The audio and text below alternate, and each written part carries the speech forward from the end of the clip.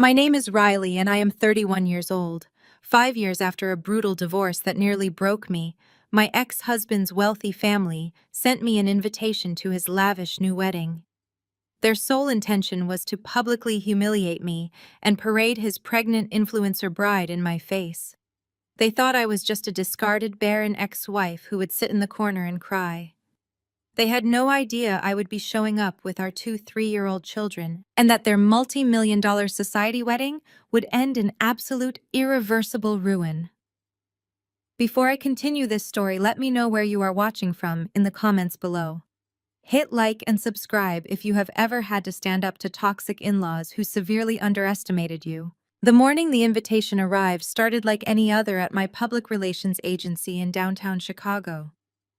As a creative director, my days are a whirlwind of high-stakes client meetings, brand strategy sessions, and tight deadlines.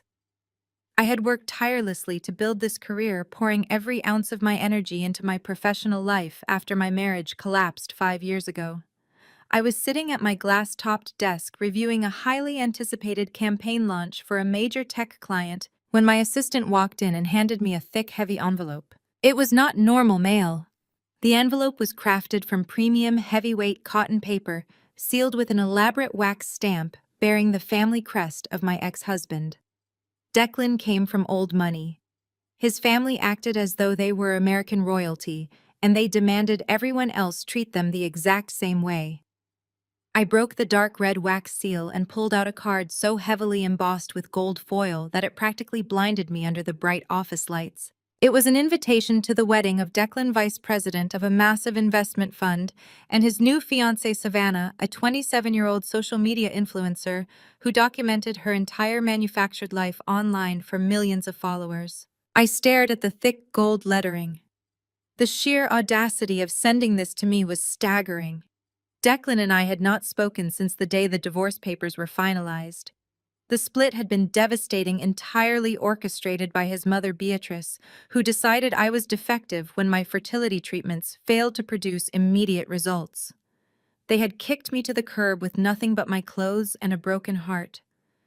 Yet here was an invitation to the wedding of the decade, formally requesting the honor of my presence. Before I could even fully process the absurdity of the gold-foiled card in my hands, my desk phone buzzed. It was my private cell phone. I glanced at the glowing screen and felt a phantom chill wash over me. The caller ID displayed a number I had not seen in 5 years, but one I would never ever forget. It was Beatrice. I took a deep, steadying breath, smoothing my hand over the cool glass of my desk to ground myself. I swiped to answer, bringing the phone to my ear. I did not even get a chance to say hello. "Did you receive it, Riley?" Beatrice asked. Her voice was exactly as I remembered it, dripping with fake sweetness that barely concealed a razor-sharp edge of malice. I made sure they paid extra for overnight courier delivery.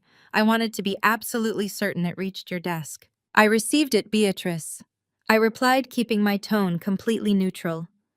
"I am just surprised I made the guest list." "Oh, you are not just on the guest list," she chuckled. It was a dry, grating sound that echoed through the receiver. "Declan insisted you be there." "We all did. We want you to see what a real family looks like. We want you to see what happens when a man finally finds a woman who can actually fulfill her basic biological duties." I sat back in my ergonomic office chair, my eyes fixed on the sprawling Chicago skyline outside my window. The cruelty in her voice was palpable. She was trying to draw blood, trying to hit the exact insecurities that had once kept me awake, crying for months on end. "Savannah is pregnant," Beatrice announced, her voice rising with triumphant glee. "4 months along. It is a boy, of course, the first true heir to our family legacy. Declan is beside himself with joy. He finally has a real woman, Riley. Someone young, vibrant, and capable of giving this family what you never could. I suppose it must be difficult for you sitting in some sterile office, barren and lonely, while my son builds a perfect empire." She paused, clearly waiting for a reaction. She wanted to hear my breath hitch. She wanted me to stammer, to cry, to hang up in a fit of jealous rage. 5 years ago I would have. 5 years ago her words would have destroyed my entire week. I would have locked my office door and sobbed until my eyes were swollen shut. But I was no longer the frightened, insecure 26-year-old girl who had been bullied out of a wealthy family. I did not shed a single tear. Instead, a slow, calm smile spread across my face. "You know, Riley," Beatrice continued, her tone turning falsely pitying when I did not respond. "We almost did not invite you. We were worried you might embarrass yourself. It is pathetic, really, a divorced woman showing up to her ex-husband's society wedding. People will talk. They will say you are obsessed, that you are a jealous, bitter ex-wife who just cannot move on. But Declan is so generous. He said we should throw you a bone, let you experience a taste of the luxury you threw away." I traced the raised gold lettering on the invitation with my index finger. The paper was stiff and expensive, a tangible representation of their overwhelming arrogance. "Are you quite finished, Beatrice?" I asked. My voice was smooth, carrying the professional authority I use daily to command boardrooms full of demanding executives. There was a brief silence on the line. She was entirely thrown off balance by my composure. "I just want to ensure you understand the dress code," Beatrice snapped, recovering quickly to maintain her upper hand. "Wear something understated. Do not try to draw attention to yourself. Savannah is the star of the weekend, and her pregnancy glow is simply blinding. We do not need you looking desperate in the background of the society photographs." "I understand perfectly," I replied. "I assure you my presence will be unforgettable." "See that it is?" Beatrice scoffed. "Just remember your place. You are a guest in our world now. Try not to ruin the aesthetic." She disconnected the call with a sharp click. I slowly lowered the phone to my desk. The silence of my office felt vast and peaceful. I looked back down at the wedding invitation. It requested my presence for a full weekend of festivities, starting with a rehearsal dinner and ending with a grand ceremony at one of the most exclusive historic estates in the country.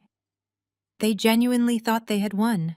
They thought they were the untouchable elites looking down from their ivory tower at the pathetic, infertile ex-wife.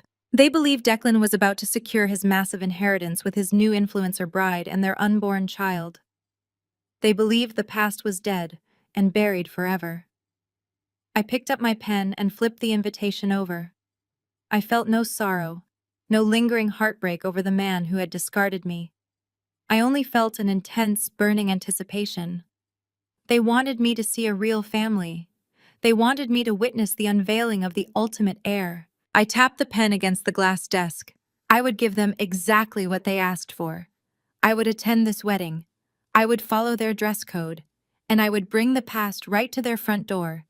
They wanted a show, and I was going to deliver a masterpiece that would burn their perfect society facade to ashes. Segment 2. 1,000 words. The drive from downtown Chicago to my home in the beautiful Lincoln Park neighborhood took exactly 22 minutes. I spent every second letting the absurdity of Beatrice's phone call wash over me. She had painted a pathetic picture of my existence, imagining me returning to a very silent apartment to mourn the loss of her son. The reality waiting for me was the exact opposite. I pulled my car into the driveway of the restored Victorian brownstone I purchased entirely on my very own. The truly beautiful, crisp evening air carried the scent of city rain as I walked up the stone steps. Before I even turned the key in the lock, the sound of explosive, joyful laughter spilled out onto the front porch. I pushed the heavy, solid oak front door open and stepped into a house overflowing with bright, undeniable life. The living room was a delightful zone of absolute chaos. Colorful building blocks were scattered across the Persian rug, forming a sprawling fortress. At the center of the madness sat my brother-in-law, Jamal. Despite having just returned from his corporate law firm, he was sprawled on the floor with his tie loosened and his sleeves rolled up. Jamal was a partner at one of the city's most ruthless legal defense firms, a brilliant African-American attorney whose courtroom strategies were legendary. Right now, however, he was losing a fierce battle against two relentless 3-year-old toddlers. My sister Hannah sat on the sofa nearby, sipping a glass of red wine and offering unhelpful tactical advice to her husband. Then, two tiny figures noticed me standing in the foyer. "Mommy," they shrieked loudly. Leo and Lily abandoned their block fortress and charged across the hardwood floor, throwing their small arms around my legs. I dropped my leather work tote and sank to my knees, wrapping them both in a tight embrace. I pulled back to look at their faces. Anyone who knew my ex-husband would experience a chilling shock looking at my children. Leo and Lily were the undeniable biological mirrors of Declan's family line. They possessed the exact same blue eyes that defined his aristocratic lineage. When they smiled, deep, distinct dimples formed on their left cheeks, a genetic signature passed down through generations of his family. Beatrice had spent the afternoon mocking my supposed infertility, blissfully unaware that the absolute physical embodiment of her precious bloodline was currently giggling in my living room. I stood up, hoisted Lily onto my hip, and walked over to the kitchen island. I reached into my tote bag, pulled out the gold-foiled envelope, and tossed it onto the marble countertop. It landed with a heavy, pretentious thud. Jamal stood up from the floor, dusting off his slacks, and eyed the extravagant stationery. "Please tell me nobody is actually mailing wax-sealed parchment in the 21st century," Jamal said, walking over to inspect it. Hannah joined him, her brow furrowing as she read the return address. She picked up the card, her eyes scanning the embossed text. A scoff escaped her lips. "Declan and Savannah. They actually invited you to their wedding. This has Beatrice written all over it. It is a calculated power play to humiliate you in public." I poured myself a glass of sparkling water, keeping my expression perfectly neutral. Beatrice called me personally to ensure I received it. She wanted to make sure I knew Savannah is 4 months pregnant with the family's first true heir. She insisted I attend so I could witness what a real functional family looks like. His sharp, analytical eyes locked onto mine. The casual, fun-loving uncle vanished in a fraction of a second, entirely replaced by the ruthless corporate litigator I knew him to be. A slow, dangerous smile crept across his face. Hannah looked between the two of us, catching the unspoken communication. "You are not actually thinking of going, Riley. They just want a target." "I am not just going," I said, setting my glass down. "I am bringing my plus ones." Jamal laughed deeply, the sound echoing off the high ceilings. He strode down the hall toward his home office. Hannah and I followed, carrying the twins. Jamal approached the heavy steel floor safe tucked beneath his bookshelves. He spun the dial with practiced efficiency, unlatched the door, and reached inside. He pulled out a thick manila envelope sealed with a tamper-evident legal clasp. It was the exact file we finalized 5 years ago during the bitter climax of my divorce. Jamal tossed the file onto his mahogany desk. The bold lettering on the front read, "Embryo Custody Surrender and Severance." 5 years, Jamal said, tapping the stack of papers. 5 years since Declan sat in my conference room and arrogantly signed away his legal rights to your frozen embryos because he thought they were defective trash. He wanted a clean break and 0 financial obligations. He honestly thought he outsmarted everyone. "He signed away his rights to be a father," I said, looking down at Leo and Lily, who were inspecting a brass paperweight. "But he could never sign away their DNA. He could never sign away their biological claim to his grandfather's lineage." Jamal nodded, his brilliant legal mind mapping out the impending destruction. "The paperwork is absolutely bulletproof. Declan is legally a ghost to these children, but biologically, they are the firstborn heirs to the greatest fortune his family possesses. If Beatrice wants a grand show, we have the ultimate finale prepared for her." I pulled my smartphone from my pocket and scanned the QR code on the back of the golden wedding invitation. The digital wedding website loaded instantly, displaying an engagement photo of Declan and Savannah looking smugly into the camera. The RSVP page requested my formal response and the total number of guests in my party. I typed the number 4 into the guest slot. Without a trace of hesitation, I smiled to myself as my index finger tapped the glowing screen, submitting a firm attending. The digital confirmation of my attendance must have triggered an absolute alarm within their heavily guarded estate. Less than 24 hours after hitting the submit button on that glowing screen, my personal phone vibrated against the polished surface of my desk. The notification displayed a direct message from an unregistered number. I tapped the screen to open the text, fully anticipating the sender's identity.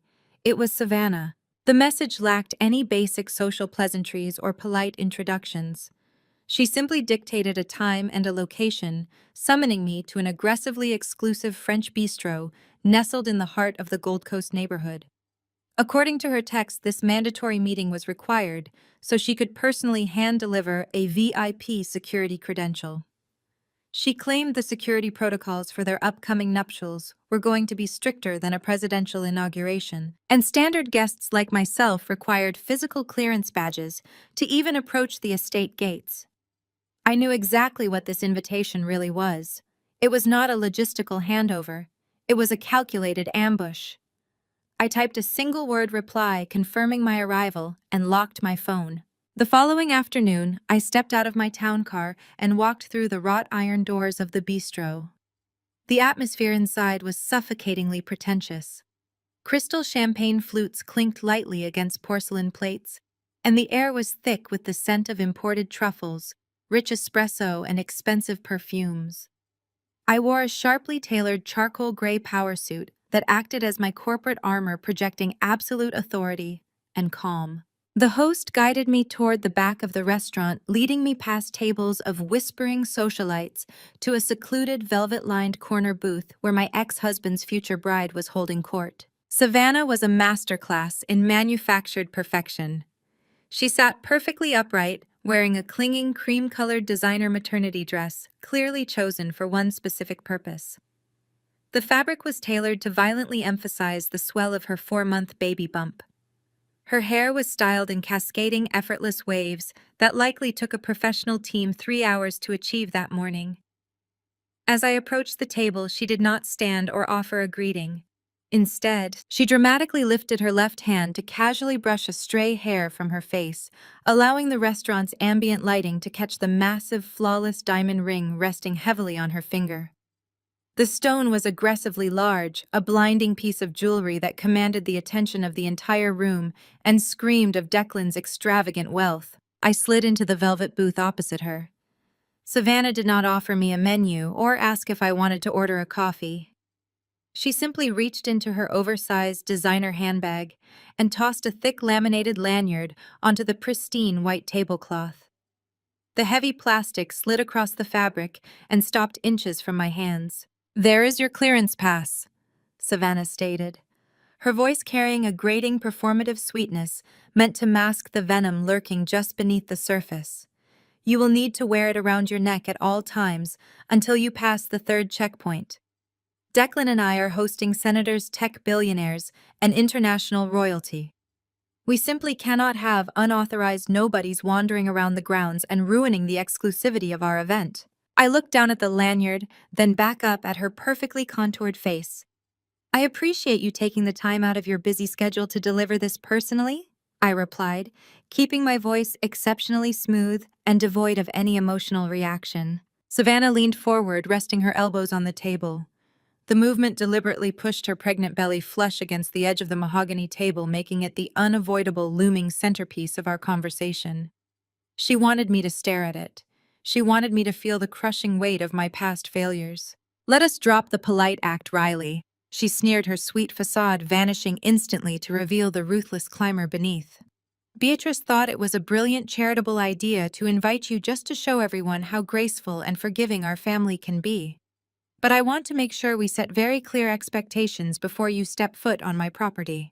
I folded my hands in my lap, leaning back slightly against the velvet cushion to observe her unhinged display of dominance.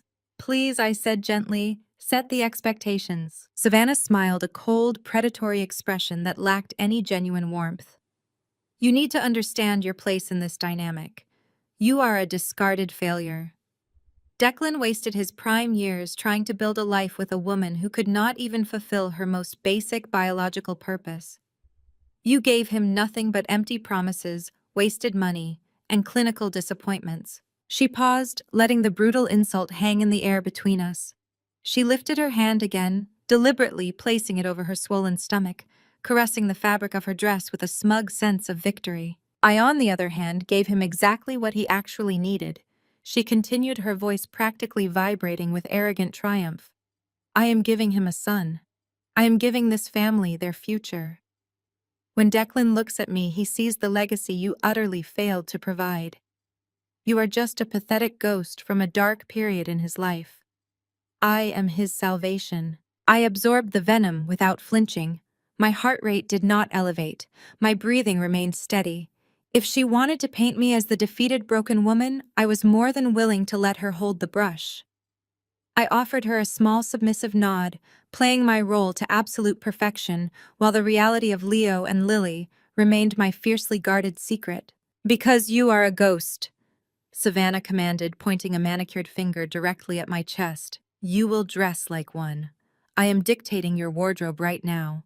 You will wear something completely understated to my wedding. I want you in beige taupe or slate gray. No bright colors, no designer labels, no statement jewelry.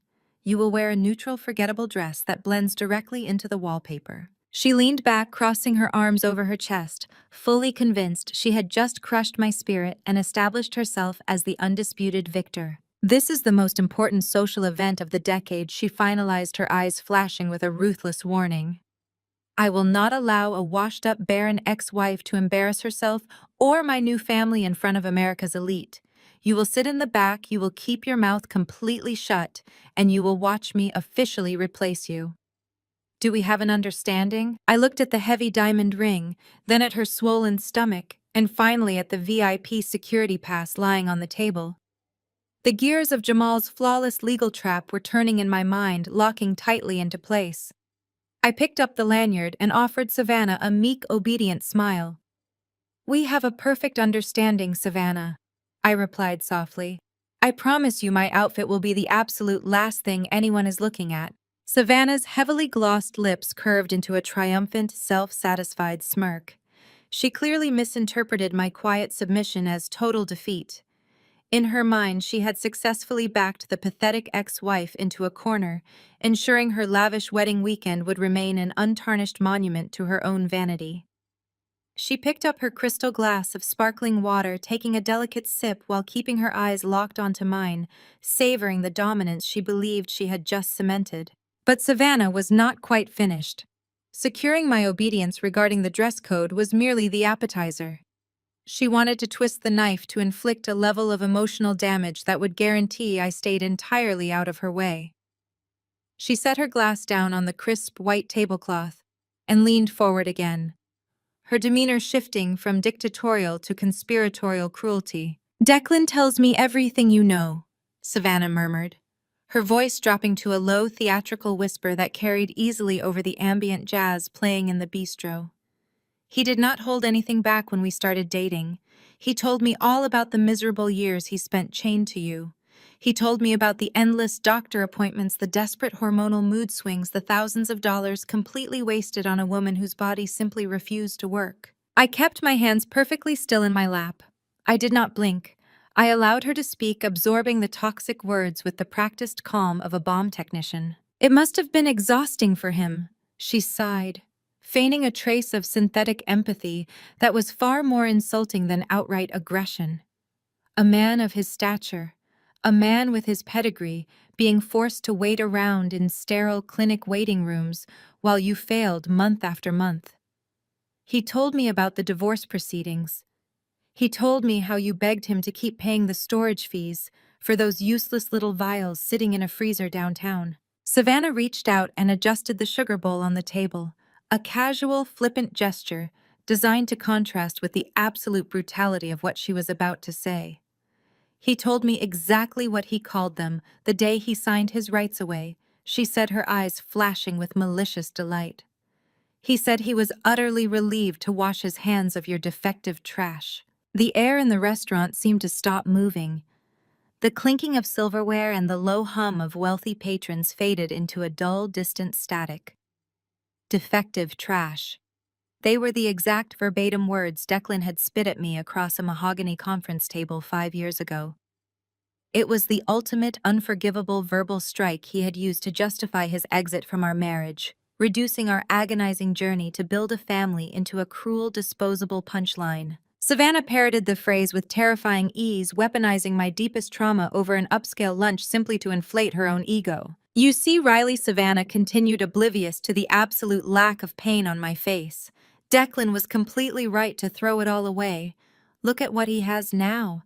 Look at what I can give him without a single medical intervention, without a single tear, without a single failure. She placed both of her hands on either side of her prominent baby bump, framing it like a priceless museum exhibit. This child is not just a baby, she boasted, her voice dropping into a register of pure, unadulterated greed. This boy is the only recognized bloodline in the entire family. He is the singular future of the empire. I am sure you are aware of Declan's late grandfather. I am sure you know exactly what kind of fortune the old man left behind. I remained silent, allowing her to dig her own grave deeper with every single word. $50 million. Savannah enunciated, articulating every syllable of the staggering sum as if she were rolling the physical cash over her tongue. A $50 million trust fund, locked up tight by a paranoid old billionaire, waiting for the first true biological heir to be born. Declan's mother has been terrified for years that the money would revert to a charity if Declan could not produce a child. But now my boy is going to inherit every single cent. He is the sole heir. There is no other bloodline. There is no other claim. When my son is born, my position in this family becomes permanent, untouchable, and legendary. She leaned back against the plush velvet booth, exhaling a long, satisfied breath. She had delivered her ultimate strike. She had paraded the money, the pregnancy, and the cruelest insult of my past all at once. She sat waiting for the inevitable breakdown. She waited for me to snatch my purse, burst into pathetic tears, and run out of the restaurant in a cloud of shattered dignity. She was entirely prepared to watch me shatter. Instead, I reached forward and picked up the heavy laminated VIP security pass she had thrown onto the table. I looped the black fabric lanyard neatly around my fingers. I looked directly into Savannah's expectant eyes. I did not glare. I did not frown. I let a bright, genuine, and entirely radiant smile spread across my face. It was not a tight, defensive grimace. It was a smile of pure, serene joy. Savannah's triumphant expression faltered. Her perfectly styled eyebrows twitched together in sudden, jarring confusion. She stared at my smiling face, entirely unable to compute the reaction she was receiving. "Thank you so much for the coffee, Savannah," I said, my voice light, melodic, and completely devoid of the devastation she had tried to inflict. "And thank you for bringing me this pass. It really was incredibly thoughtful of you to go out of your way to ensure I had zero issues getting through the gates."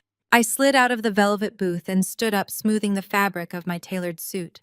I picked up my leather tote bag and looked down at the woman who was currently carrying the child destined to inherit absolutely nothing.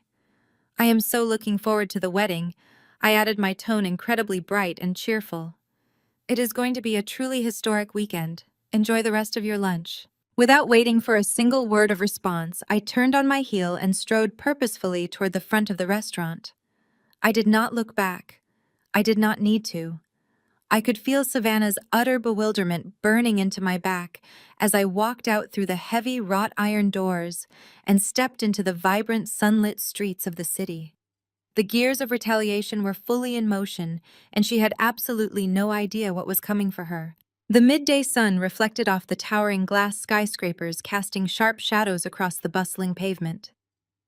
I navigated through the dense crowds of tourists and professionals, the ambient noise of city traffic washing over me. My pace was brisk and purposeful. I reached my parked car, a sleek black sedan, unlocked it, and slid into the quiet sanctuary of the driver's seat. The heavy door shut with a solid thud, instantly cutting off the roar of the street. I did not immediately start the engine. Instead, I gripped the leather steering wheel, staring straight ahead at the brick facade of a building across the avenue. The sheer blind arrogance I had just witnessed acted as a catalyst, pulling my mind violently backward in time. The transition was seamless.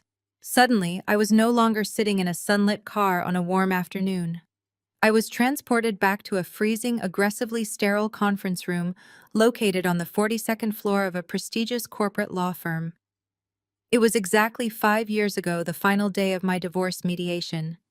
The air in that room had been thick with hostility and impatience. Across the massive oak table sat Declan, flanked by two highly paid, ruthless divorce attorneys. Beside him sat Beatrice, tapping her fingernails against the polished wood, thoroughly annoyed that the process of discarding me was taking longer than she anticipated. They wanted a completely clean break. They wanted to erase my existence from their pristine lives, and they were willing to leverage everything to force me out quietly. I vividly remembered the intense sickening ache in my chest that day. I had been terrified, feeling entirely outmatched by their wealth and influence. But sitting right beside me, emanating an aura of absolute unshakable calm, was Jamal. He was not just my brother-in-law providing moral support. He was acting as my lead counsel, navigating the treacherous waters of their legal intimidation with the precision of a master tactician. The negotiation had reached a bitter stalemate over one specific asset. It was not real estate, nor was it offshore bank accounts or luxury vehicles. It was the biological material stored at a private fertility clinic, the frozen embryos from our final desperate round of in vitro fertilization. Declan's lead attorney had pushed a thick stack of documents across the table, demanding I consent to their immediate destruction. Beatrice had scoffed loudly, stating they refused to allow my genetic material to remain tied to their family in any capacity. Declan had sneered, delivering that fatal phrase about not paying storage fees to preserve defective trash. He was terrified of the financial implications. He believed that if I ever somehow brought those embryos to term, I would drag him into family court for 18 years of exorbitant child support. His primary objective was to sever all financial liability. That was the exact moment Jamal executed the most brilliant, devastating legal maneuver I had ever witnessed. I remembered watching Jamal lean forward, steepling his fingers on the table. His voice had been smooth, lacking any trace of the anger I knew was boiling inside him. He offered a counterproposal that seemed on the surface like an absolute surrender. Jamal drafted an ironclad, irrevocable addendum to the divorce decree. He proposed that Declan entirely terminate his parental rights. The document stated that Declan would surrender all legal custody, all decision-making power, and all future visitation rights regarding the embryos. In exchange, he would be permanently indemnified against any and all financial obligations, child support claims, or legal responsibilities, regardless of whether the embryos resulted in a live birth. Declan's lawyers had scrutinized the document for nearly an hour. They were searching for a catch, a hidden demand for money or assets. They found nothing of the sort. The language was exceptionally straightforward regarding the termination of paternal liability. Declan, blinded by his own ego and eager to escape, snatched his gold fountain pen and signed his name with aggressive, sweeping strokes. Beatrice had actually smiled, believing they had thoroughly defeated us. They walked out of that conference room convinced they had severed every conceivable tie to me. What they entirely failed to comprehend was the masterful hidden architecture of Jamal's trap. By allowing Declan to aggressively sign away his legal rights, Jamal successfully eliminated Declan's ability to ever claim custody or control over the children. However, a legal contract terminating parental responsibility does not and cannot erase the undeniable scientific fact of biological DNA. The paperwork stripped Declan of his legal title as a father, but it secretly, firmly locked his biological lineage permanently into place. Leo and Lily were legally mine alone, but genetically, they remained the undisputed direct descendants of Declan's bloodline. Jamal had essentially weaponized their own greed against them, using their desperation to avoid child support as the very tool to secure my children's future claim to the legacy. I exhaled a long breath, returning to the present moment inside my quiet car. The memory of that signed document was a source of profound comfort. I reached for the digital display on my dashboard and activated the hands-free communication system. I tapped Jamal's name and the phone rang twice before he answered. "Tell me you did not throw your coffee at her," Jamal answered, his deep voice filling the cabin of the car. I smiled, shifting the car into drive and pulling out into the moving traffic.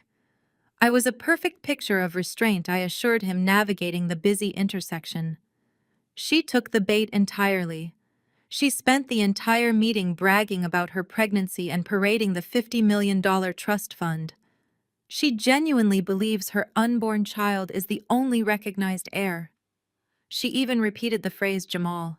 She called them defective trash. I heard a low, approving hum from the speaker. Their arrogance is remarkably consistent, Jamal noted. It makes them incredibly easy to predict. The trap is still holding. It is fully primed, Jamal confirmed, the casual tone dropping into a serious professional cadence. I reviewed the final trust stipulations this morning just to be absolutely certain. The language the grandfather used is archaic and exceedingly strict. It bypasses legal custody arrangements entirely. It relies purely on the firstborn biological verification. When Declan signed that surrender, he gave you full control over the ultimate trump card. They have absolutely no idea what is coming. We are clear for the rehearsal dinner, I asked, merging onto the highway that would take me back toward my children. We are perfectly clear, Jamal replied. Let them set the stage. Let them put on their show.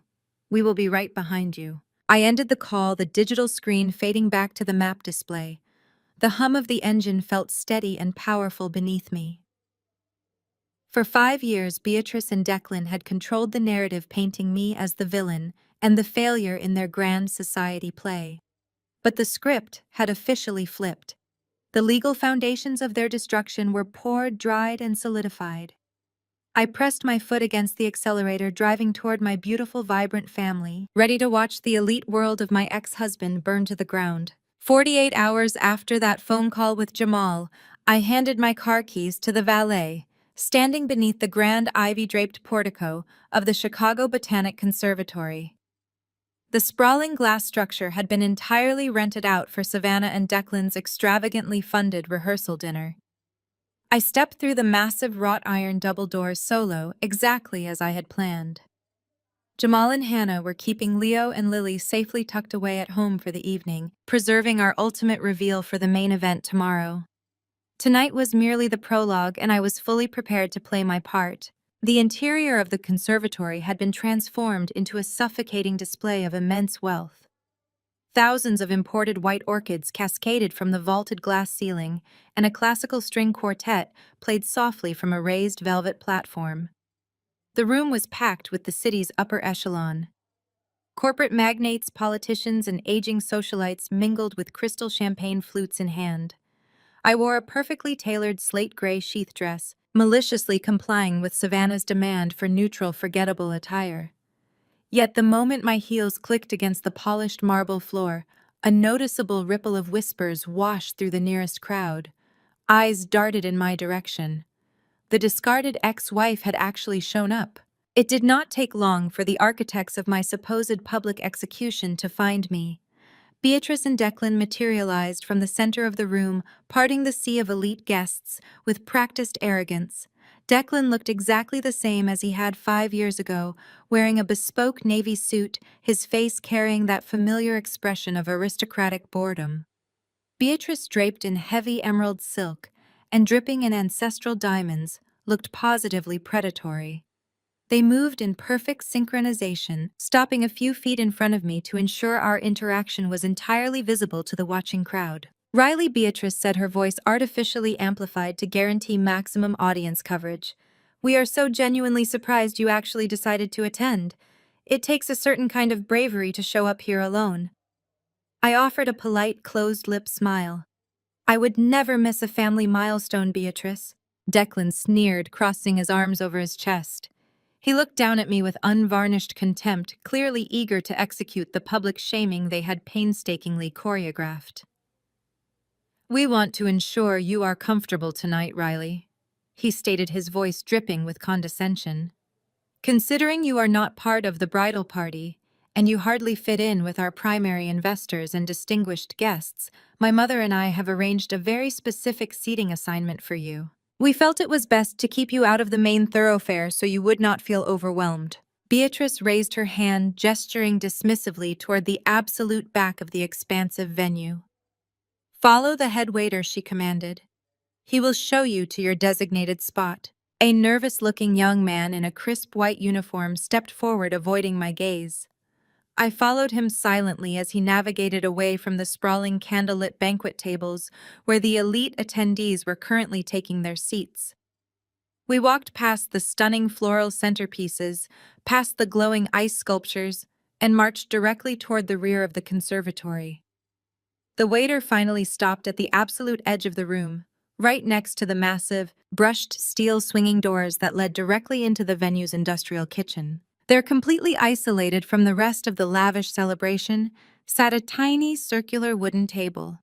It was devoid of the heavy linen tablecloths, the crystal centerpieces, and the silver chargers that decorated every other table in the room. It was barely large enough to hold a single plate.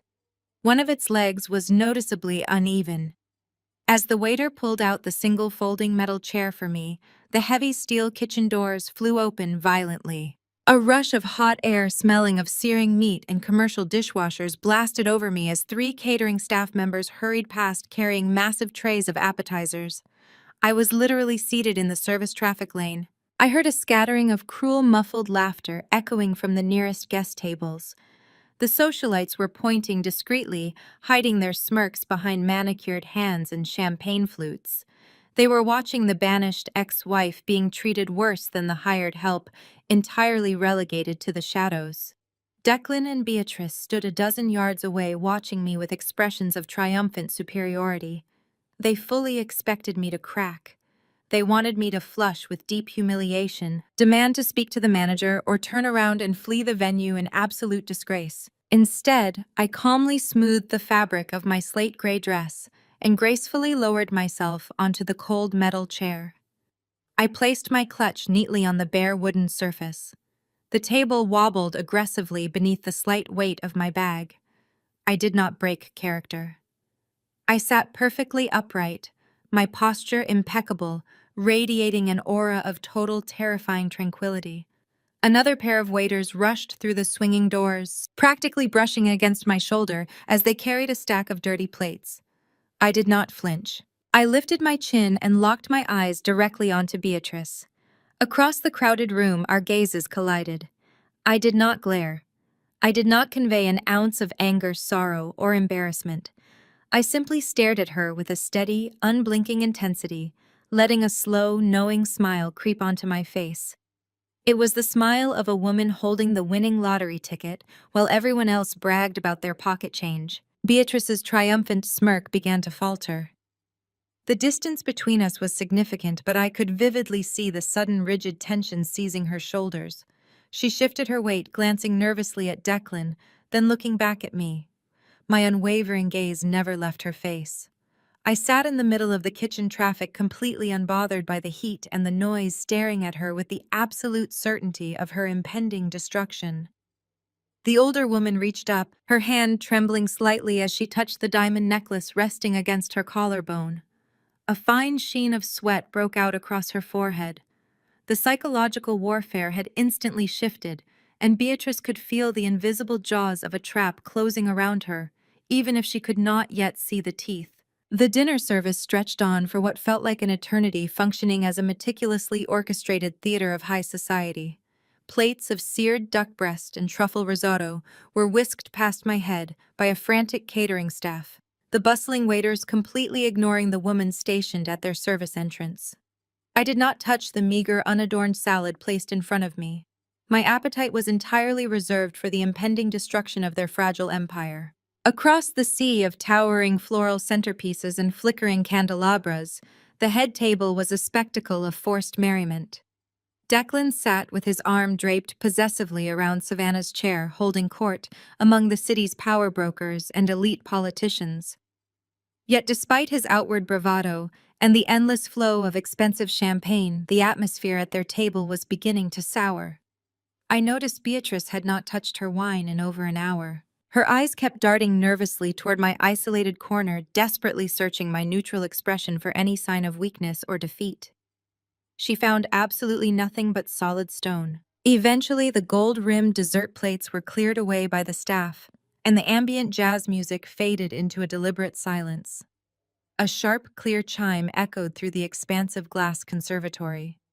Declan was standing at the head table, aggressively tapping a silver spoon against his crystal champagne flute.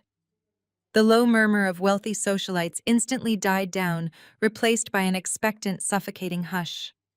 Declan smoothed the lapels of his custom navy suit, puffing his chest out as he surveyed his captive audience. He began his speech with the standard nauseating platitudes expected at such gatherings. He thanked the senators for making the trip, praised the culinary team, and offered a thoroughly rehearsed saccharine tribute to his mother's impeccable taste in venue selection.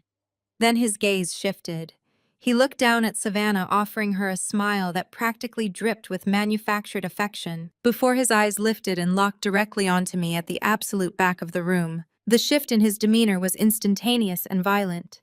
The charming, magnanimous host vanished, replaced entirely by the cruel, deeply arrogant man I had legally severed ties with 5 years prior. Declan raised his glass slightly higher, his voice carrying effortlessly through the vaulted glass ceiling and bouncing off the polished marble floors. "Tonight is about looking forward," Declan announced, his tone sharpening into a verbal weapon. "It is about celebrating the future of this family and the incredible woman who is finally giving me the legacy I have always deserved. But to truly appreciate the absolute perfection of the present one, must occasionally acknowledge the monumental missteps of the past." A palpable wave of highly uncomfortable tension swept through the elite crowd. Guests shifted uneasily in their mahogany chairs, their eyes darting between the glowing groom and my deeply isolated table positioned by the kitchen doors. Declan visibly relished the attention, completely intoxicated by his own perceived power.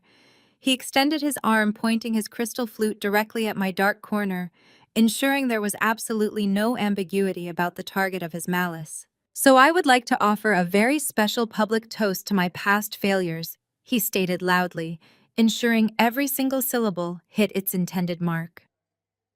"To the dead weights, we finally shed the defective chapters we close forever, and the incredible clarity that comes from throwing away what is entirely useless to make room for what is real. Thank you for teaching me exactly what I should never ever settle for." Savannah's smug smirk returned in full radiant force. She leaned heavily into Declan's side, placing a highly visible protective hand over her pregnant belly, basking in the public humiliation they were currently inflicting upon me. Beatrice looked marginally relieved, letting out a breath she had clearly been holding, perhaps hoping this ruthless verbal execution would finally break my composure. They fully expected me to shrink into the shadows. They wanted me to lower my head in profound shame, or better yet, burst into pathetic tears and flee through the service exit directly behind me. I did none of those things. I slowly pushed my metal folding chair back. The legs scraped loudly against the marble floor, a harsh, grating sound that sliced violently through the stifling silence of the conservatory. I stood up to my full height, calmly smoothing the front of my slate-gray dress. I reached down and picked up my simple water glass, holding it with absolute, unwavering steadiness. The entire room held its collective breath. Hundreds of eyes were fixed directly on me, bracing for a spectacular meltdown, a screaming match, or a humiliating retreat. I squared my shoulders, projecting my voice so clearly and sharply that it commanded the acoustic space of the entire building. "A truly beautiful sentiment, Declan," I called out, my tone ringing with a terrifying, resonant clarity that betrayed zero emotion. I raised my glass high, holding it toward the glass ceiling. "Allow me to add to it. I would like to propose a toast to hidden legacies, to the undeniable biological truths that absolutely cannot be signed away on a piece of paper, and to the ghosts of the past returning to collect their rightful dues." I paused, letting the heavy, intensely cryptic words sink into the dead silence of the room. "May tomorrow bring everyone exactly what they deserve." The delivery was icy, precise, and utterly devoid of fear. I did not blink. I did not waver. I kept my glass raised for 3 agonizing seconds while the psychological impact of my words detonated across the head table like a silent shockwave. The color instantly drained from Declan's face, leaving him looking sickly and pale. His arrogant posture collapsed, his arm dropping limply from Savannah's chair, the champagne in his glass sloshing dangerously close to the rim. Savannah's triumphant smirk vanished completely, instantly replaced by a look of sheer, unadulterated panic as she frantically searched Declan's face for a reassurance he could no longer provide. Beatrice physically recoiled, her hand clutching the edge of the banquet table so hard her knuckles turned white, acting as if the marble floor beneath her had suddenly given way. They did not know the exact specifics of my threat, but the absolute terrifying certainty in my voice paralyzed them. I lowered my glass, set it gently back onto the wobbly wooden table, and picked up my leather clutch. The crowd remained completely immobilized, too stunned to whisper, too shocked to even breathe. Without waiting for a dismissal or a reaction, I turned my back on the lavish assembly.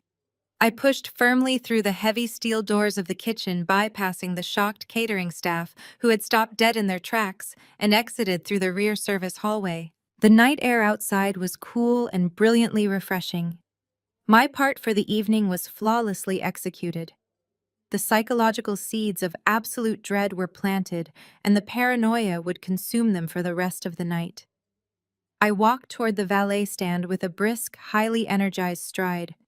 I needed to get home immediately. Jamal and Hannah were waiting, and I had to prepare Leo and Lily for the main event. The prologue was over. Tomorrow, the ghosts were crashing the wedding. The morning sun broke through the tall windows of my Lincoln Park brownstone, signaling the arrival of a day that had been meticulously engineered for 5 long years. The psychological groundwork laid at the conservatory the previous night was merely the foundation. Today was the day the entire structure of Declan and Savannah's heavily guarded reality would collapse. I stood in the center of my living room, watching Hannah deftly adjust the miniature silk bow tie at my son's collar. Leo giggled, entirely oblivious to the monumental weight of the bloodline he carried, while Lily spun in a slow circle, admiring the way her custom-tailored ivory organza dress caught the morning light. We had spared absolutely no expense for this specific moment. If Savannah wanted to parade her unborn child as the sole heir to a $50 million empire, my children were going to arrive looking like the physical embodiment of the founding patriarch's legacy. Leo wore a bespoke midnight blue tuxedo jacket, with perfectly pressed trousers mirroring the classic old money aesthetic that defined his biological grandfather's era. Lily's dress was structured and elegant, lacking any childish frills, paired with pristine patent leather Mary Janes. When I looked at them, my breath caught in my throat. The genetic signature was undeniable. They possessed the striking, piercing blue eyes of Declan's aristocratic lineage, framed by the exact, distinct cheekbones that had graced the covers of business magazines for decades. Jamal stepped into the living room, adjusting the cuffs of his sharp charcoal black litigation suit. He did not look like a guest attending a joyous summer wedding. He looked like an executioner arriving for a highly anticipated trial. He tapped the breast pocket of his jacket, signaling that the tamper-evident legal envelope containing the irrevocable surrender of rights was securely tucked inside. I nodded, smoothing the skirt of my own dress. I had completely ignored Savannah's dictatorial mandate to wear beige or taupe. Instead, I chose a breathtaking, deep sapphire gown that projected quiet, unyielding authority. It was a color of royalty, a color of dominance, and a color that commanded absolute attention. The drive to the North Shore estate took precisely 45 minutes.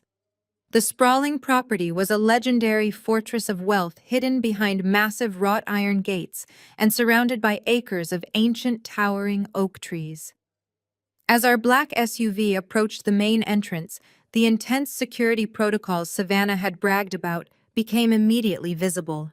Armed guards in tailored dark suits flanked the stone pillars, clutching electronic tablets and scanning every vehicle with severe scrutiny.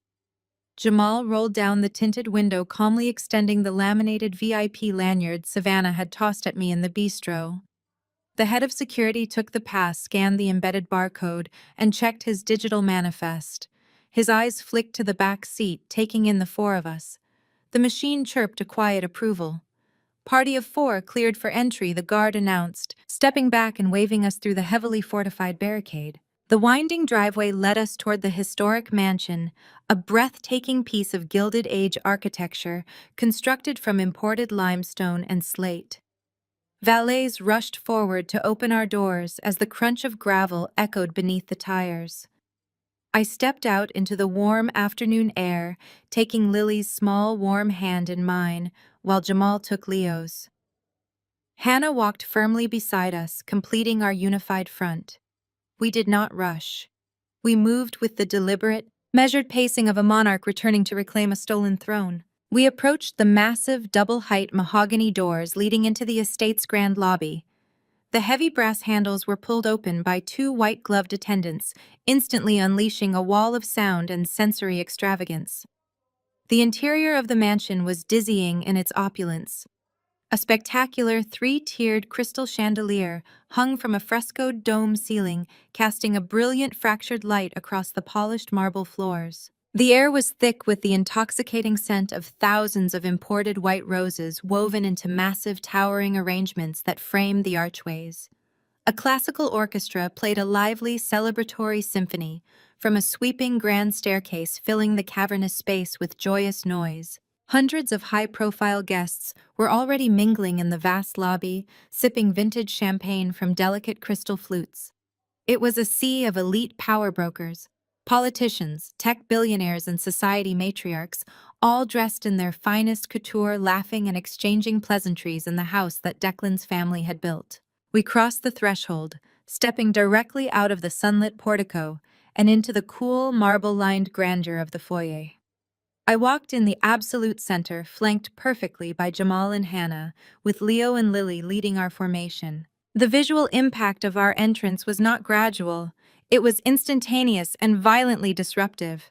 It started with the guest standing nearest to the doorway. An older senator mid-sentence suddenly stopped talking, his eyes locking onto Leo's face. The crystal flute in his hand tilted precariously. Then a cluster of society women turned to follow his gaze, their polite smiles instantly evaporating, replaced by expressions of sheer, unadulterated shock. The ripple effect moved through the massive lobby with the terrifying speed of a tidal wave. The lively chatter began to die, section by section, table by table, as hundreds of heads turned toward the entrance. The music from the string orchestra seemed to fade into a distant, irrelevant hum, entirely drowned out by the sudden heavy silence suffocating the room. They were not looking at me. They were staring completely paralyzed at the two 3-year-old children walking confidently across the marble floor. For the elite guests who had known the family for generations, the biological reality was impossible to miss. Leo and Lily were not just random children. They were the absolute, undeniable physical reincarnations of the late founding grandfather. The piercing blue eyes, the sharp aristocratic jawlines, and the deep signature dimples were proudly displayed on their young faces. Savannah had spent months parading her unborn child as the sole exclusive heir to a $50 million legacy, completely convincing this room of her supreme biological victory. But as we walked deeper into the heart of the mansion, the atmosphere shifted completely from a celebratory gathering to a scene of absolute breathless devastation. Whispers began to erupt like small fires throughout the stunned crowd. The elite attendees pointed discreetly, hands flying to cover their mouths in shock. They recognized the bloodline instantly. The ghosts of the past had not just returned.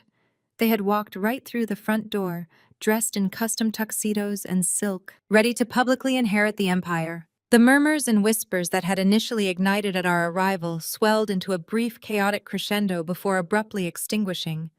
It was as if the oxygen had been violently vacuumed from the massive space. The silence that descended was not merely quiet. It was deafening, heavy, and thick with an electric charge of collective realization. On the grand staircase, a string snapped on a cellist's bow, the sharp twang echoing like a gunshot through the cavernous hall. Yet absolutely no one blinked. Crystal glasses hovered halfway to parted lips. The elite machinery of high society had completely stalled. Slowly, instinctively, the dense wall of bodies began to shift. It started with a slight shuffling of feet, the rustle of expensive silk and taffeta, as the city's most influential figures stepped backward. They parted like the Red Sea peeling away from the center of the foyer to create a wide, unobstructed aisle leading directly into the heart of the mansion. No one spoke a single word to us. No security guards stepped forward to intervene or question our presence. The guests simply yielded, their eyes glued to Leo and Lily, practically bowing to the undeniable reality marching through their midst. I guided my children down this newly formed corridor.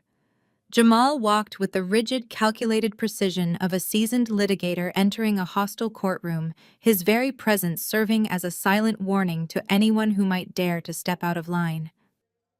Hannah kept a protective, steady pace on our flank. But the true commanders of the room were the twins. They did not cower under the immense weight of hundreds of staring eyes. Instead, Leo surveyed the crowd with a calm, analytical curiosity, while Lily offered a small, polite smile to a paralyzed senator's wife. Their absolute innocence only magnified the devastating, overwhelming power of their presence. At the far end of the grand lobby, dominating the central landing of the sweeping dual staircase, hung the masterpiece of the estate. It was a massive, imposing oil portrait of Declan's late grandfather, the ruthless titan who had built the family's multinational empire from nothing. Framed in heavy gilded wood and illuminated by dedicated gallery spotlights, the painting captured the patriarch in his prime. He was depicted sitting in a tufted leather wingback chair, his posture rigid, his gaze cutting right through the canvas with legendary intimidation. It was meant to be a monument to a closed era, a historical artifact blessing the new union. Instead, it instantly became the undeniable instrument of Savannah and Declan's undoing. As we reached the center of the room, stopping directly beneath the tiered crystal chandelier, the guests finally had a clear, unobstructed view comparing the living children to the towering oil canvas above. The collective realization struck the room with physical force. Leo looked up, his attention caught by the bright halogen lights illuminating the painting. He tilted his head unconsciously, matching the exact dominant angle of the painted patriarch. It was not simply that my children resembled my ex-husband. That could be dismissed, debated, or rationalized in hushed, malicious circles.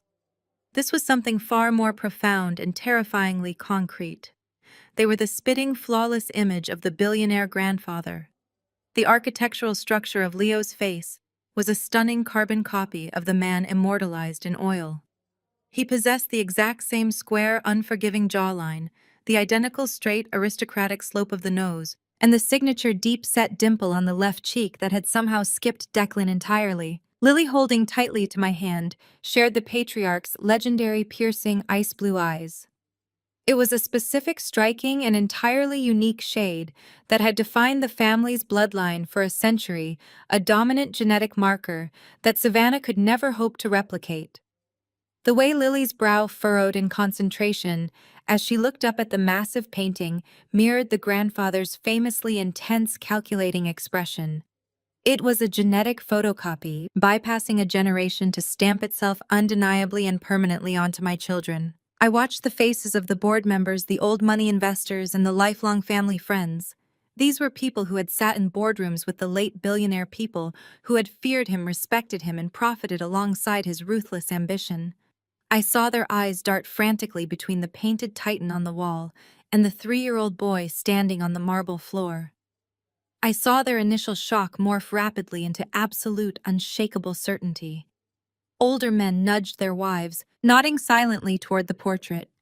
The truth required no DNA test, no complex legal maneuvering, and no verbal explanation. The biological evidence was aggressively, unapologetically alive. The legacy Savannah had so arrogantly claimed for her unborn child was standing right in front of them, breathing, observing, and undeniably authentic.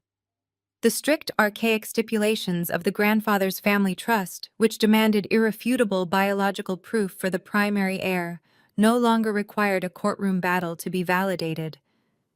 The jury was already present in this lavish foyer, and the verdict had just been delivered through the sheer unstoppable force of genetics. We stood anchored in the center of the parted sea of guests, enveloped in that thick, stunned silence. The sheer scale of the deception Declan and Beatrice had attempted to pull off over the last 5 years was laid completely bare beneath the crystal chandeliers. By trying to erase me from their pristine narrative, they had inadvertently hidden the only true heirs to the empire. Now bathed in the light of the grand foyer, and standing directly beneath the watchful, painted eyes of the man whose blood coursed intensely through their veins, Leo and Lily required no introduction. The visual proof was absolute, commanding, and thoroughly destructive to the wedding that was supposed to take place. The stillness in the grand foyer stretched until it felt as though the very air might snap. Not a single string instrument played. The symphony had completely abandoned their posts on the grand staircase, the musicians standing with their bows lowered, entirely captivated by the unfolding drama. The wealthy elite, usually so adept at masking their reactions behind polite society smiles, were openly staring. Crystal glasses hovered halfway to parted lips. The heavily guarded reality Declan had constructed over the past 5 years was actively disintegrating right in front of his primary investors. Then a violent commotion erupted from the far side of the room. The dense wall of socialites and corporate titans abruptly shoved apart the physical disturbance rippling through the crowd.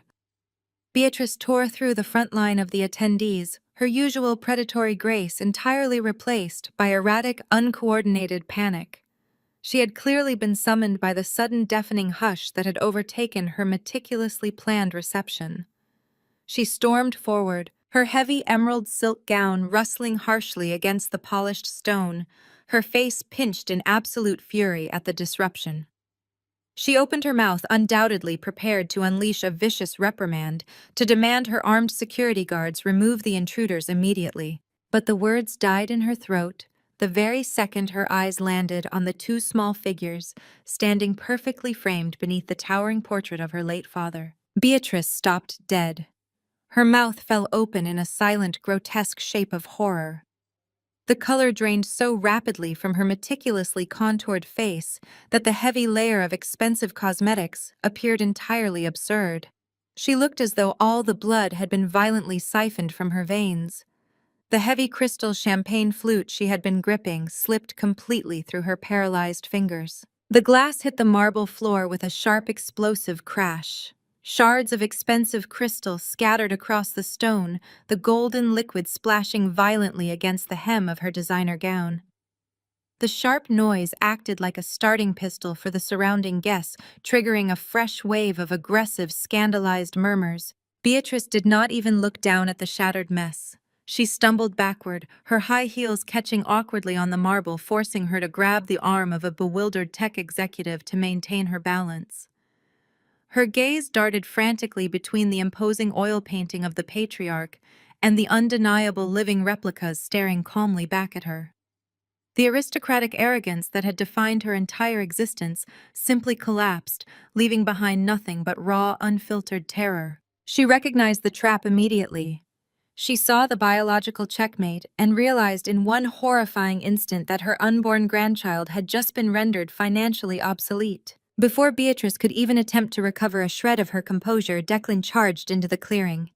He had abandoned his blushing bride somewhere near the grand staircase, drawn by the sound of shattering glass and the unmistakable tension radiating from the guests. He moved with aggressive, broad strides, his jaw set in a tight line of pure, unadulterated rage. He was ready to destroy whoever had dared to interrupt his extravagant coronation. He shoved past a cluster of state senators, his bespoke navy suit jacket flapping open as he forcefully invaded our perimeter. His eyes locked onto me first, blazing with a toxic mixture of shock and violent anger.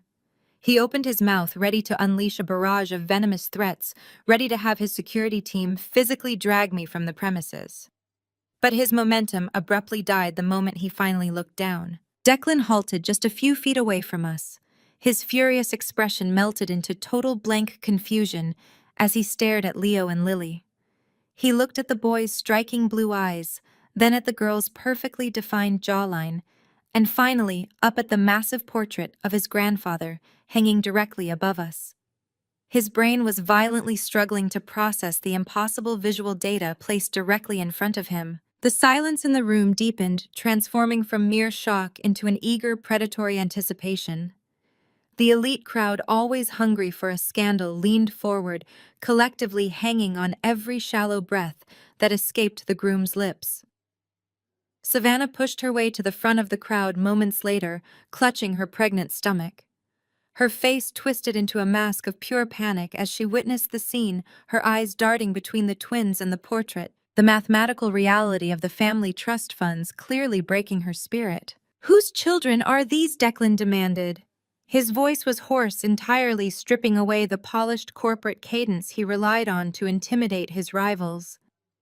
It cracked, betraying the rising tide of panic threatening to drown him.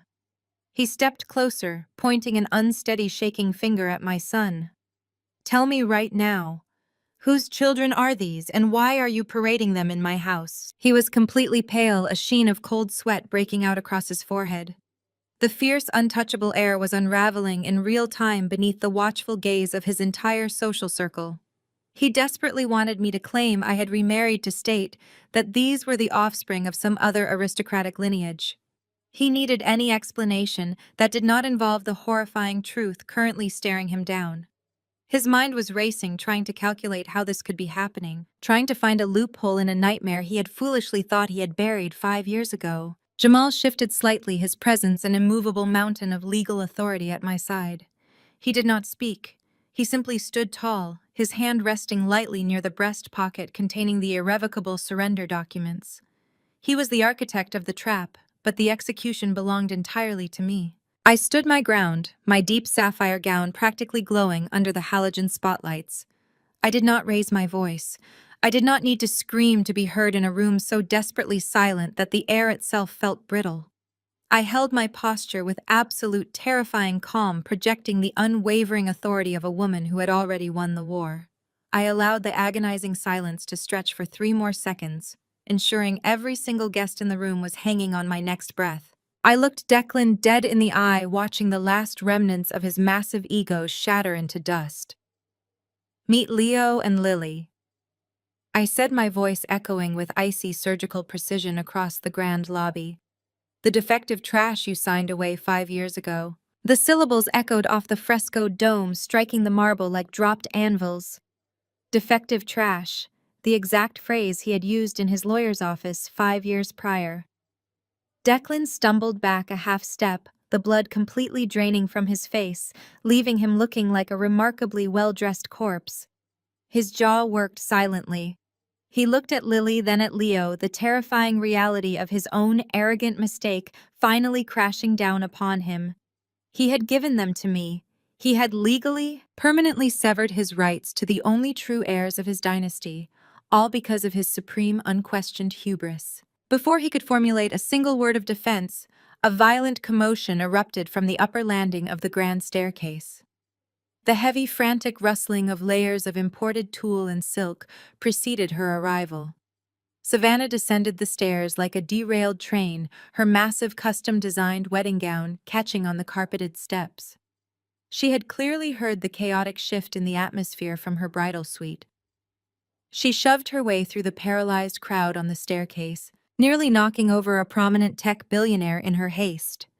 Her veil was askew, and her usually pristine features were contorted into an ugly mask of rage and panic. Declan flinched at the sound of her approaching footsteps pivoting toward the stairs, as if he could somehow physically block her line of sight.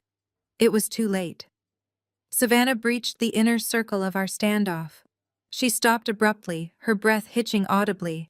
Her gaze locked onto Leo and Lily. She did not need an explanation. She possessed eyes. She saw the piercing blue gaze, the sharp aristocratic jawline, the undeniable physical proof of the bloodline she had desperately tried to secure through her own pregnancy. The math processed in her mind with terrifying speed. These children were walking, talking toddlers, 3 years old at least. The color flooded her face, a mottled, furious red that clashed violently with her pristine white gown. Her chest heaved. The illusion of her supreme victory of being the sole vessel for the family's future shattered into a million irreparable pieces right in front of her high society peers. She turned slowly to Declan. The slap was sudden, brutal, and explosive. It cracked across the silent foyer like a whip. Declan's head snapped sharply to the side, a bright red handprint instantly blooming across his pale cheek. The collective gasp from the surrounding elite was unanimous. "You lying, treacherous bastard!" Savannah shrieked, her voice completely devoid of any refined grace. She shoved him hard in the chest with both hands. "You have a secret family. You have been hiding a secret family for years while parading me around. Who is she? Who are they? You told me I was carrying the only heir. You promised me everything." Declan scrambled backward, raising his hands in a frantic, desperate attempt to pacify her. His polished veneer was entirely gone, replaced by the pathetic, sweating panic of a cornered animal. "Savannah, No, listen to me, he pleaded, his voice cracking. It is not what you think. I swear to you, I did not cheat. I have not been seeing her. I have not been hiding anything from you. You are lying! Savannah screamed, tears of absolute fury ruining her immaculate makeup. They look exactly like your grandfather. They are yours. Do not treat me like an idiot in front of my own wedding guests. How long have you been maintaining this other life? The elite crowd leaned in closer, their morbid curiosity overriding any sense of decorum. Board members, politicians, and socialites watched in breathless fascination as the golden boy of the corporate world was publicly eviscerated by his bride. Beatrice, still recovering from her own shock, attempted to intervene, reaching a shaking hand toward Savannah, but the bride violently swatted it away. I am not lying, Declan shouted, his panic overriding his common sense. He wiped a bead of sweat from his brow, his eyes darting frantically between Savannah, his mother, and the hundreds of staring faces. I did not sleep with her. I have not touched Riley since the divorce. They are from the clinic. They are the frozen embryos. The words tumbled out of his mouth in a desperate, uncoordinated rush, a pathetic attempt to save himself from Savannah's wrath. But in doing so, he stepped directly onto the landmine I had carefully buried for him. The clinic, Savannah demanded, her voice dropping to a dangerous, trembling octave.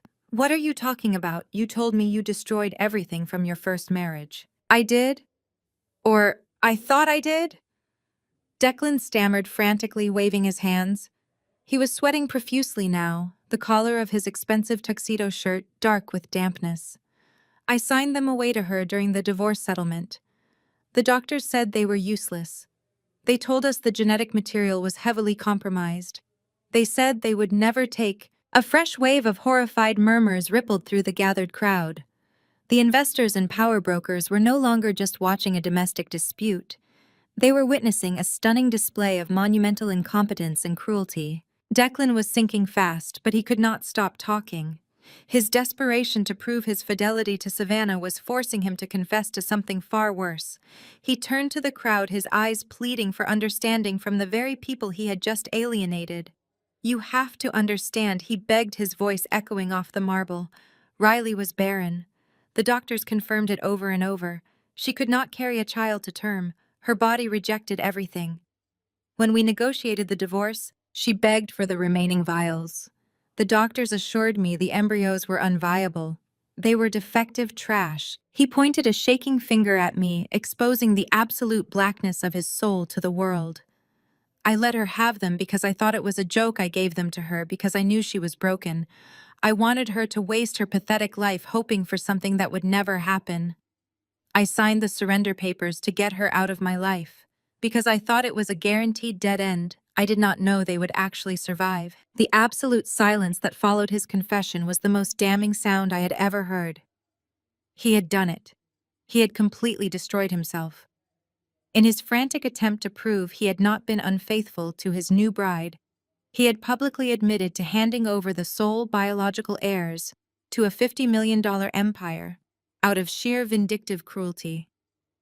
He had confessed to his investors, his family, and his peers that his arrogance and malice had blinded him to the most critical business decision of his life. He had underestimated me, he had mocked my body, and he had thrown away his own bloodline as a twisted parting gift.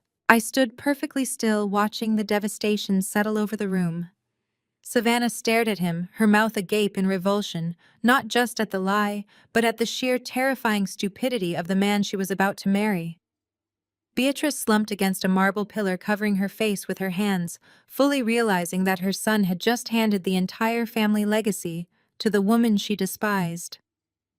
Declan stood in the center of the wreckage, panting heavily, finally realizing that his desperate confession had not saved him. It had sealed his doom. The final echoes of Declan's horrific admission were still bouncing off the frescoed ceiling when the atmosphere in the room shifted once more. The collective paralysis that had gripped the wedding guests began to give way to a sickening voyeuristic tension. However, the most profound transformation was not happening within the crowd, nor was it happening to the sobbing Savannah or the utterly defeated Declan. The most dangerous reaction was materializing right beside the marble pillar. Beatrice slowly lowered her hands from her face. The devastating shock that had momentarily stripped away her aristocratic mask was evaporating rapidly, replaced by a terrifying cold calculation. Her tear-streaked, mascara-smudged eyes darted away from her son, entirely dismissing his pathetic display of weakness. She did not spare a single glance for her future daughter-in-law, who was currently weeping hysterically into her ruined custom bridal veil. Instead, Beatrice's gaze locked onto my son. I watched the exact moment her greed completely overrode her shock. The mathematical reality of the family trust fund, the ironclad stipulations set forth by the late patriarch regarding a biological heir, were visibly turning like heavy vault gears behind her eyes. Savannah's unborn child, a mere promise with an unverified gender, was instantly rendered entirely obsolete in Beatrice's mind. Right here, standing confidently on her imported marble floor, was the absolute, undeniable manifestation of her family's power. Leo was perfectly formed, healthy, and bore the exact facial architecture of the billionaire dynasty. He was not just a boy. To a woman like Beatrice, he was the ultimate corporate asset, the living key to $50 million. A manic, possessive gleam ignited in her eyes. The revulsion she had harbored for me, the disgust she had shown when she deemed my genetics inferior, vanished into the ether. Her entire posture shifted from defeat to an aggressive, terrifying entitlement. She took a step forward, her high heels crunching over the shattered remains of her champagne flute. Hannah, sensing the immediate shift in the older woman's predatory energy, instinctively stepped closer to the twins. She knelt slightly, placing a protective arm around Leo's small shoulders and pulling him gently back toward her side. But Beatrice was moving with a frantic, unhinged momentum. The elegant, composed society matriarch was entirely gone, replaced by a woman consumed by aristocratic avarice. She shoved past her paralyzed son, her heavy emerald gown sweeping across the floor as she zeroed in on Leo. Her hands, trembling with manic excitement, reached out, her heavily jeweled fingers grasping blindly at the air. "These are my grandchildren," Beatrice declared, her voice rising to a frantic, commanding pitch that completely ignored the hundreds of guests watching her descent into madness. She stepped directly into our personal space, her eyes wide and fixated solely on the little boy who carried her family's precious bloodline. "They belong to this estate. They belong to me." She lunged forward, her manicured claws aiming directly to snatch Leo right out of Hannah's protective embrace. She moved with the sheer, blinding arrogance of a woman who had never been told no in her entire life, a woman who truly believed that her wealth gave her the divine right to lay claim to human beings as if they were nothing more than expensive pieces of antique furniture. She never even got close. Before Beatrice's hands could make contact, before she could even cross the remaining foot of space separating her from my son, Jamal moved. He did not simply step forward. He materialized. With lightning speed and flawless precision, the sharp charcoal black silhouette of my litigation attorney slid directly into her path. He moved with the fluid, imposing grace of a highly trained bodyguard, establishing an immediate, impenetrable physical barricade between the frantic matriarch and my children. Beatrice crashed hard against the solid wall of Jamal's chest. The impact forced her to stumble backward, her manic momentum entirely halted. She gasped, outraged, her eyes snapping up to meet his. Jamal did not flinch. He did not say a word immediately.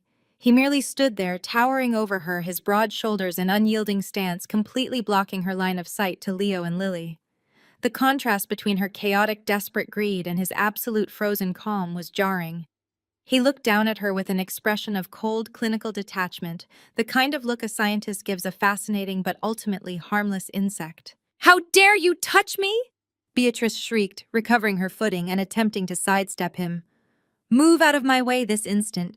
Those children carry my family's name." Jamal smoothly shifted his weight, anticipating her movement and effortlessly blocking her path a second time.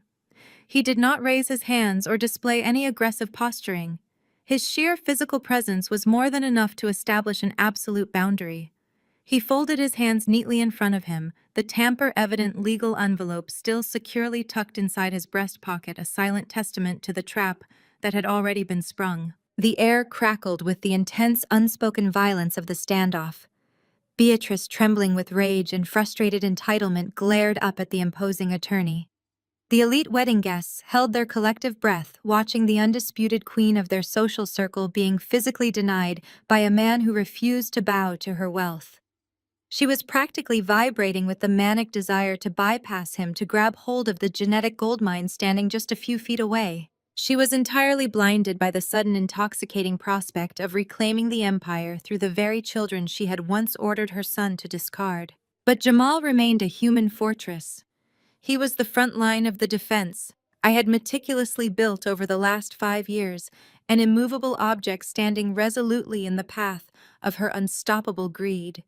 He stared down the frantic, demanding matriarch, ensuring that not a single member of this corrupt, power-hungry family would take another step toward my son and daughter. The physical barrier was drawn concrete and undeniable directly across the marble floor of the grand foyer. The physical recoil of Beatrice hitting Jamal's chest lasted only a fraction of a second. When she finally stepped back, the frantic, manic possessiveness that had momentarily blinded her hardened into something far more dangerous.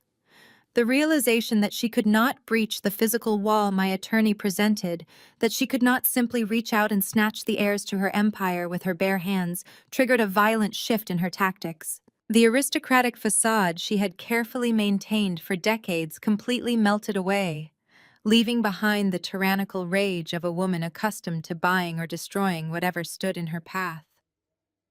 She smoothed the front of her ruined emerald silk gown with trembling, furious hands, her chest heaving as she pivoted away from Jamal's imposing silhouette. She raised her chin, her eyes scanning the periphery of the grand foyer until she located the dark-suited head of security standing paralyzed near the entrance. "Lock the doors!" Beatrice shrieked, her command echoing with shrill, absolute authority off the frescoed dome. "Lock every single door in this estate right now. Nobody leaves this property." The command struck the room like a physical blow. The security guards, trained to obey the matriarch without question, immediately snapped into action. The massive double-height mahogany doors through which we had entered were forcefully pushed shut. The heavy metallic clack of solid brass deadbolts sliding into place reverberated through the cavernous space, a sound that instantly transformed the opulent Gilded Age mansion from a lavish wedding reception into a heavily fortified prison. The elite guests shifted uneasily, a fresh wave of anxious murmurs rippling through the crowd as they realized they were now effectively trapped inside a hostile family standoff. Yet despite their immense wealth and political influence, not a single CEO or state senator dared to challenge Beatrice's order. In this house, her authority was absolute. With the exit sealed and the physical perimeter secured, Beatrice turned her full venomous attention entirely onto me. Since she could not physically lay hands on my children, she decided to annihilate me psychologically. She paced like a caged predator along the invisible boundary Jamal had established, pointing a trembling, heavily ringed finger directly at my face. "You think you have won something today by marching into my home and parading my legacy around like a cheap bargaining chip?" Beatrice sneered, deliberately amplifying her voice so that every influential figure trapped in the room could hear her vicious assault. "You think you can use my own flesh and blood to extort this family? You are absolutely delusional." She took another step forward, her eyes sweeping up and down my sapphire gown with a look of profound, unfiltered disgust. She was preparing to paint the exact narrative she intended to sell to a judge, establishing the groundwork for a brutal character assassination right in front of her high society peers. "Look at you," she spat, her voice dripping with toxic condescension. "You are nothing but a pathetic, desperate opportunist. You are an unfit, struggling single mother who somehow managed to incubate my family's future in your defective womb. You do not have the pedigree, the status, or the financial capability to raise children of this magnitude. They are heirs to a multinational empire, and you are just a discarded mistake my son foolishly forgot to erase." Declan stood frozen in the background, still pale and sweating, but Beatrice had entirely eclipsed his pathetic panic. She was taking control of the narrative, utilizing the immense suffocating weight of the surrounding opulence to diminish my standing. She gestured wildly to the crystal chandeliers, the imported marble floors, and the massive oil portrait of the founding patriarch hanging above us, weaponizing the estate's staggering wealth against me. "I will crush you," Beatrice vowed, her tone dropping into a deadly chilling register that carried across the silent foyer. "I will unleash a legal team that will make you wish you had never stepped foot on the North Shore. I will use every single dollar of our $50 million war chest to bury you in so much litigation that you will be bankrupt, broken, and begging for mercy. I will drag you through the most vicious, humiliating family court battle this state has ever witnessed." The guests watched in breathless, horrified fascination as the matriarch laid out her ruthless strategy of destruction. Savannah remained slumped on the staircase, weeping into her tulle veil, her own ruined wedding entirely forgotten in the face of Beatrice's aggressive takeover. "I will hire the most aggressive child custody experts in the country," Beatrice promised, her face twisting into a mask of pure malice. "I will have them fabricate whatever evidence is necessary to prove you are an unstable, unfit guardian. I will have Child Protective Services tear apart your pathetic, insignificant life until you have absolutely nothing left. You cannot even begin to comprehend the resources I am willing to deploy to protect my bloodline from a parasite like you." She stopped pacing and locked her eyes onto mine, delivering her final, definitive threat with the absolute certainty of a tyrant delivering a death sentence. "I will file emergency injunctions before the sun sets today," she declared, her voice trembling with voracious greed as she stared past me, her eyes fixated hungrily on Leo and Lily. "By the end of this week, those children will be sleeping in this mansion exactly where they belong. They will bear our name, they will be raised in our world, and you will be completely, permanently erased from their lives. You will never see them again." The final echo of Beatrice's tyrannical vow hung in the stagnant air of the grand foyer, a vicious promise of absolute annihilation. She stood panting, her chest heaving with the sheer force of her own venom, waiting for me to shatter, waiting for the terror to bring me to my knees. Instead, the tense silence was broken by a sound that completely dismantled her triumphant climax. It was a low, resonant, and entirely genuine chuckle. It came from Jamal. The imposing attorney did not retreat a single inch.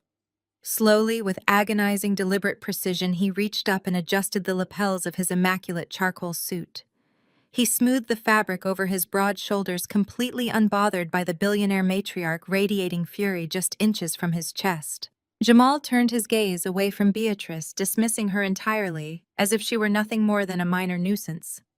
His sharp, calculating eyes swept over the paralyzed sea of wedding guests, scanning the terrified faces of politicians and tycoons until he found exactly what he was looking for. He locked onto a cluster of men standing near the ice sculpture, their bespoke tuxedos suddenly looking very tight around their collars. "I recognize several familiar faces in the crowd today," Jamal announced, his rich baritone voice projecting effortlessly across the vast marble space. He did not need to shout. His authority commanded absolute attention. "Harrison, Sterling, and Vance, the senior partners of Declan's primary legal representation. I suggest you gentlemen step to the front.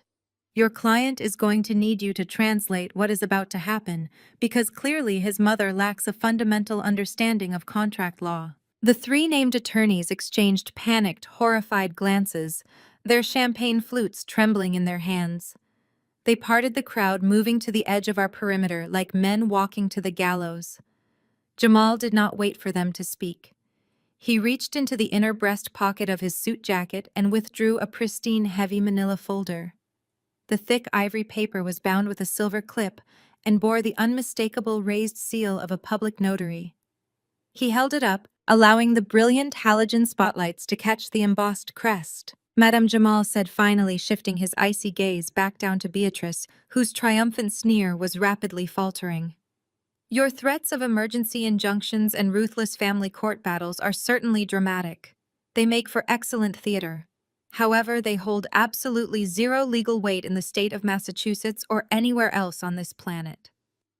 He tapped the heavy folder against his palm, the sharp thwack echoing in the hushed room. "You cannot sue for custody of children that, legally speaking, do not belong to your bloodline. You cannot petition a judge to grant you rights to human beings who have zero legal, biological, or financial ties to your son. Declan let out a strangled, breathless sound. He took a staggering step forward, his eyes fixed on the folder in Jamal's hand, the horrifying memory of what he had done 5 years ago, finally aligning with the present reality. Jamal saw the groom's reaction and offered a razor-thin, predatory smile. Declan remembers Jamal noted, his voice dripping with surgical precision. Let us refresh the memories of the rest of the room, shall we? 5 years ago, during the finalization of the divorce settlement between my client and your son, there was a specific, heavily negotiated addendum regarding the frozen genetic material currently stored at the Boston Fertility Institute. Jamal opened the folder. The crisp sound of turning paper was deafening in the dead silent room. He did not read from the document. He had memorized every single syllable. Declan was desperate to sever all ties. He was absolutely convinced that my client's reproductive capabilities were entirely compromised. Therefore, against the standard advice of legal counsel, he demanded a full, irrevocable, and permanent surrender of all parental rights to the embryos. Jamal stepped closer to the 3 senior partners holding the document out so they could clearly see the blue ink signatures. He signed a comprehensive termination of rights. This was not a standard custody waiver. It was a biological abdication. Jamal's voice rang with undeniable, crushing finality. Clause 4, paragraph 2 explicitly states that Declan permanently waives any right to claim paternity, seek custody, request visitation, or assert any guardianship over any child born from those embryos. Clause 7 guarantees that these children are legally barred from ever seeking financial support, inheritance, or trust fund access from the estate. But more importantly, it legally bars the estate from ever claiming them. He signed away his fatherhood. He categorized his own biological material as abandoned property. My client assumed sole exclusive legal ownership of the embryos. She is their only recognized parent in the eyes of the law. Your son is nothing to them. He is legally equivalent to an anonymous sperm donor. Harrison, the oldest of Declan's lawyers, went incredibly pale. He stared at the signature on the page, his mouth opening and closing silently. He knew exactly what Jamal was saying was true. It was a biological checkmate. There was no loophole. There was no gray area. The document was an ironclad fortress, built by Declan's own arrogance. Jamal closed the folder with a sharp, resounding snap. You have no grounds to file an injunction, Jamal stated, his eyes boring into Beatrice's horrified face. You have no standing to request a hearing. If you so much as file a single piece of paper in family court, it will be immediately dismissed with prejudice, and I will personally countersue you and your entire estate for frivolous litigation, harassment, and intentional infliction of emotional distress. The power dynamic in the grand foyer violently inverted. The massive, intimidating wealth of the dynasty, the very foundation Beatrice had just threatened to drop on my head, was rendered completely useless. All the money in the world could not undo the binding, notarized contract Declan had signed in his haste to discard me. Jamal stood tall, a modern-day executioner in a bespoke suit, having single-handedly dismantled their entire offensive strategy without breaking a sweat. You cannot take what does not legally exist. Jamal finished, his voice a low, terrifying rumble. And as far as the law is concerned, Declan's lineage ended the moment his pen left this paper. These children belong solely to their mother. Your bloodline just walked into this room, and it is going to walk right back out entirely untouchable. To ensure that absolute reality was permanently etched into the minds of every single person present, Jamal did not step back. Instead, he meticulously turned the page of the heavy manila folder. The sharp rustle of the thick parchment sounded like a cracking whip in the dead silent room. He smoothed the document flat with his large hand, his eyes scanning the dense legal text, before locking directly onto the 3 senior defense attorneys, who were currently sweating under the intense halogen lighting. Let me direct your attention to Clause 4. B. Jamal commanded, his rich baritone voice projecting with the effortless acoustic dominance of a seasoned litigator holding court. This is a highly specific, custom-drafted paragraph. It is not boilerplate language. It is a unique stipulation that your client explicitly demanded be incorporated into the final divorce decree. Declan swayed on his feet. He reached out blindly, his hand gripping the edge of a marble floral pedestal just to remain upright. He knew exactly what paragraph Jamal was referencing. The memory of his own malicious instructions to his legal team 5 years prior was currently suffocating him. Jamal began to read aloud, articulating every single consonant with surgical, devastating precision. The donor, Declan Vance, hereby acknowledges that the aforementioned genetic materials are surrendered wholly, completely, and without reservation. The donor explicitly severs any and all biological, legal, moral, and parental claims in perpetuity. Jamal paused for a fraction of a second, allowing the absolute finality of the legal jargon to wash over the breathless crowd. He then raised his voice, ensuring the back row of the grand foyer heard the next sentence perfectly. This severance is executed voluntarily, aggressively, and irrevocably for the express and stated purpose of absolving the donor of any future financial obligations, child support claims, educational trusts, or estate inheritance liabilities. The collective reaction of the high society audience was a visceral, audible wave of revulsion. The polite, scandalized murmurs instantly morphed into a harsh, judgmental roar. The great billionaire heir, the golden boy of the financial sector, who had just spent millions on a lavish wedding reception, had legally classified his own biological offspring as abandoned property simply to avoid paying child support. His motivation was not a tragic misunderstanding or a medical error. It was pure, unadulterated greed. He had aggressively terminated his parental rights to save a fraction of a percentage of his vast fortune. Savannah let out a sharp, disgusted sob from the staircase, staring at Declan as if he were a monster she had never truly seen before. He was not just a liar, he was profoundly, obscenely cheap. Beatrice's face contorted into a mask of frantic denial. She spun toward her legal team, her heavy emerald gown swirling around her ankles. "Harrison, do something," she shrieked, her aristocratic composure entirely shredded. "Find a loophole. Invalidate that piece of paper. We have $50 million at our disposal. Crush him." Harrison, a man who had spent 4 decades intimidating rivals in corporate boardrooms, looked like he was about to physically vomit. He took a hesitant, trembling step toward Jamal, his eyes fixed on the open folder. Jamal did not pull the document away. He stepped forward, thrusting the notarized pages directly into Harrison's face. "Read it, counselor." Jamal challenged, his voice dropping into a deadly, uncompromising register. "Read the signature. Read the notary seal. Verify your own firm's drafting." Harrison's eyes darted across the page. A heavy bead of sweat traced a path down his wrinkled temple. He looked at the blue ink, the embossed stamp, and the undeniable airtight language his own junior partners had crafted to protect Declan's wallet. Sterling and Vance, the other 2 senior partners, leaned in over Harrison's shoulder. Both men instantly blanched. The legal trap was flawless. "Is this your firm's drafting?" Jamal demanded, not allowing them a single second to formulate a spin. Harrison swallowed hard, his Adam's apple bobbing nervously. "Yes," he croaked, his voice entirely stripped of its usual bravado. "Speak up so your client can hear you," Jamal ordered, his towering frame casting a long, dark shadow over the 3 defeated men. "Is this an irrevocable termination of rights?" Harrison closed his eyes, the absolute humiliation of the moment breaking his professional spirit. "Yes," he admitted, his voice echoing weakly over the hushed crowd. "It is irrevocable." "Does Declan Vance possess any legal standing regarding these children?" Jamal pressed systematically, hammering the final nails into the family's coffin.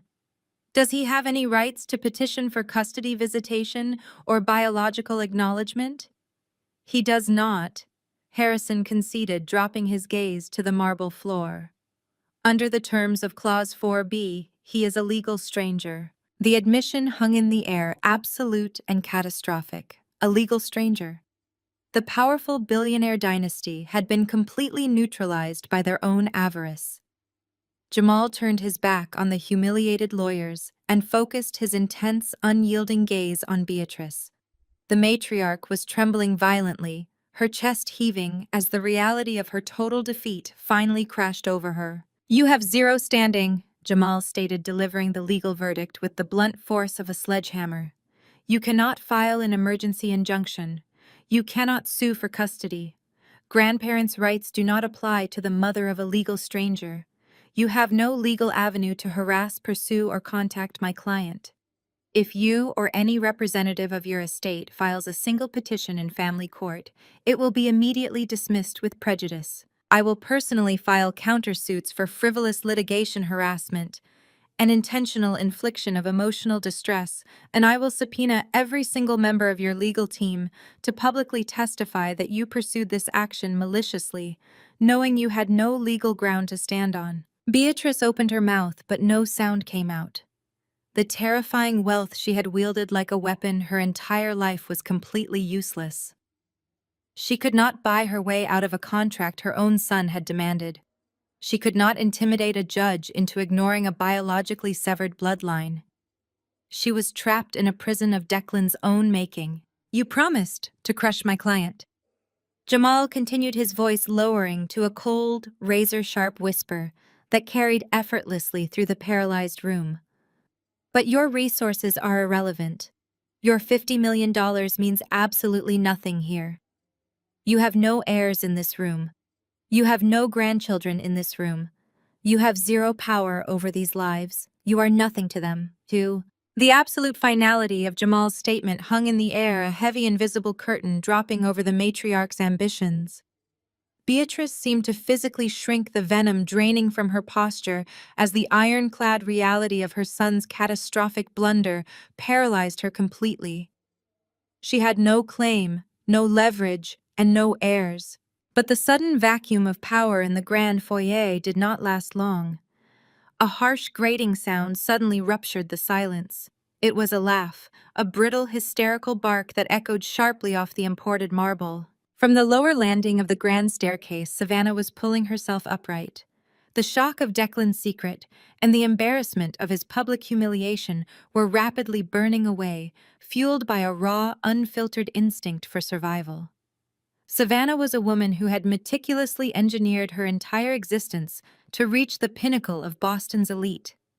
She had tolerated Declan's arrogance and navigated Beatrice's demanding cruelty for one specific reason: the Vance family fortune. She was not about to let a pair of toddlers dismantle her carefully constructed future. She kicked the heavy, tangled layers of her Vera Wang skirt aside with a violent thrust of her leg. She marched across the floor, her high heels striking the stone like pistol shots. Her face was a disastrous canvas of ruined, tear-streaked makeup, but her eyes blazed with a frantic, feverish intensity. She completely ignored her groom. Declan was still gripping the floral pedestal, a sweating, useless shell of a man, and Savannah treated him as such. She bypassed him entirely, storming straight toward the invisible boundary Jamal maintained. Savannah stopped just a few feet away. She threw her head back and let out another sharp, unhinged laugh. The initial suffocating terror that had gripped her upon seeing the undeniable physical proof of Declan's first children had evaporated. It was replaced by a toxic, triumphant venom. She had listened to every single word Jamal had just read. The attorney had publicly confirmed that Declan had legally and permanently severed all ties to my children. They were legal strangers. The math was incredibly simple to a woman like Savannah. Did you all hear that? Savannah yelled, pivoting slightly to address the breathless crowd of investors, socialites, and politicians. She threw her arms out wide, gesturing to the silent room. Did everyone just hear what the high-priced lawyer admitted? They are strangers. They have absolutely no legal connection to this family. She spun back to face me, her chest heaving, a cruel, mocking sneer twisting her features. You thought you were so incredibly clever, didn't you, Riley? You thought you could waltz into my wedding reception parade, your little clinic experiments around, and extort a massive payday. You thought you could crash my perfect day and demand a slice of the pie. Savannah deliberately brought both of her hands down to rest over the slight, barely visible swell of her stomach. She smoothed the pristine white silk of her gown over her abdomen, ensuring that every single eye in the grand foyer was drawn to her pregnancy. The gesture was aggressively territorial. It was the physical manifestation of her perceived biological monopoly. But it does not matter, Savannah hissed, her voice vibrating with a manic, desperate joy. None of your pathetic theatrics matter today, because your own lawyer just laid it out in front of 100 prominent witnesses. Declan signed away everything. He completely disqualified them. She took a step closer, her eyes wide and manic, completely unbothered by Jamal's imposing presence. Do you know what that actually means, Riley? It means your little bastards get absolutely nothing. She spat the insult with intentional acidic malice. She wanted the word to sting, wanted it to degrade my beautiful, perfectly calm children who were quietly watching her meltdown from the safety of Hannah's side. They are not part of the Vance family. Savannah continued her volume climbing as she fed off her own delusional victory. They are not recognized by this estate. They are completely legally severed from this dynasty. You dragged them all the way here. You ruined my reception for absolutely nothing. The bride was practically glowing with toxic vindication. She was desperate to prove to the surrounding elite that she was still the ultimate victor, that she was still the woman holding the winning ticket. There is a $50 million generational trust fund sitting in a private vault, Savannah screamed, patting her stomach with aggressive emphasis. $50 million explicitly and strictly reserved for the first biological heir to carry the family name. And thanks to your brilliant divorce negotiations 5 years ago, your children are entirely shut out. They will not see a single dime of that money. They will not get a trust. They will not get property. They will not get a single shred of the Vance legacy. The murmurs in the crowd shifted once more. The corporate titans and wealthy socialites watched the bride desperately cling to her financial lifeline. Savannah was publicly unraveling, stripping away any pretense of marrying for love, but her logic seemed technically sound to the onlookers. She was weaponizing her unborn child to secure her untouchable financial standing. This baby, Savannah yelled, her voice echoing shrilly across the room, is the only legitimate heir. This child is the one who will inherit the empire. Not your discarded trash. My baby is the sole beneficiary of the $50 million. So you can take your lawyer, and you can take your clinic babies, and you can march right back out those front doors because you have lost. Savannah stood panting, a triumphant, ugly smile stretching across her face. She looked at her defeated groom, then at her silenced mother-in-law. In her own mind, she had just salvaged the entire situation. She genuinely believed she had won the war, standing victorious on an impregnable mountain of exclusive wealth. The heavy silence that followed Jamal's absolute dismantling of the Vance dynasty's legal standing was suffocating. Beatrice remained frozen, her aristocratic mask shattered, while Declan looked as though the polished marble floor had opened up to swallow him whole. They had been stripped of their ultimate weapon, their threats of endless litigation and custody battles completely neutralized by the very paperwork they had aggressively demanded years ago. Yet, just as the reality of their crushing defeat settled over the grand foyer, a sharp grating sound violently ruptured the quiet. It was a laugh. A brittle, hysterical, and entirely inappropriate sound that echoed sharply off the Gilded Age frescoes above us. Savannah stepped out from the shadow of the grand staircase. She kicked the heavy, tangled layers of her ruined Vera Wang gown aside with a violent, impatient thrust of her leg. The initial shock of Declan's dark secret and the profound embarrassment of his public humiliation were rapidly burning away, completely incinerated by a sudden toxic realization. Savannah was a woman who had meticulously engineered her entire existence to reach the absolute pinnacle of Boston's elite. She had tolerated Declan's staggering arrogance and expertly navigated Beatrice's demanding cruelty for one singular overriding purpose: the Vance family fortune. She was not about to let a pair of unexpected toddlers dismantle her carefully constructed financial future. She marched across the floor, her high heels striking the stone like pistol shots. Her face was a disastrous canvas of tear-streaked makeup, but her eyes blazed with a frantic, feverish intensity. She bypassed her sweating, paralyzed husband, entirely treating him as nothing more than a piece of broken furniture. She stormed straight toward the invisible boundary. Jamal maintained her posture, radiating a sudden manic triumph. "Did you all hear that?" Savannah yelled, pivoting slightly to address the breathless crowd of investors, socialites, and politicians. She threw her arms out wide, gesturing wildly to the silent room. "Did everyone just hear what this high-priced lawyer admitted? They are strangers. They have absolutely no legal connection to this family. She spun back to face me, her chest heaving, a cruel, mocking sneer twisting her features. She had listened to every single word Jamal had just read. He had publicly confirmed that Declan had legally and permanently severed all ties to my children. To a woman like Savannah, the math was incredibly simple. If Declan had no legal ties to the twins, then her position in the hierarchy was secure. The threat had been neutralized by the very man who brought it to light. "You thought you were so incredibly clever, didn't you, Riley?" Savannah hissed, her voice vibrating with a desperate, malicious joy. "You thought you could waltz into my wedding reception, parade your little clinic experiments around, and extort a massive payday. You thought you could crash my perfect day, ruin my reputation, and demand a slice of the pie." Savannah deliberately brought both of her hands down to rest over the slight, barely visible swell of her stomach.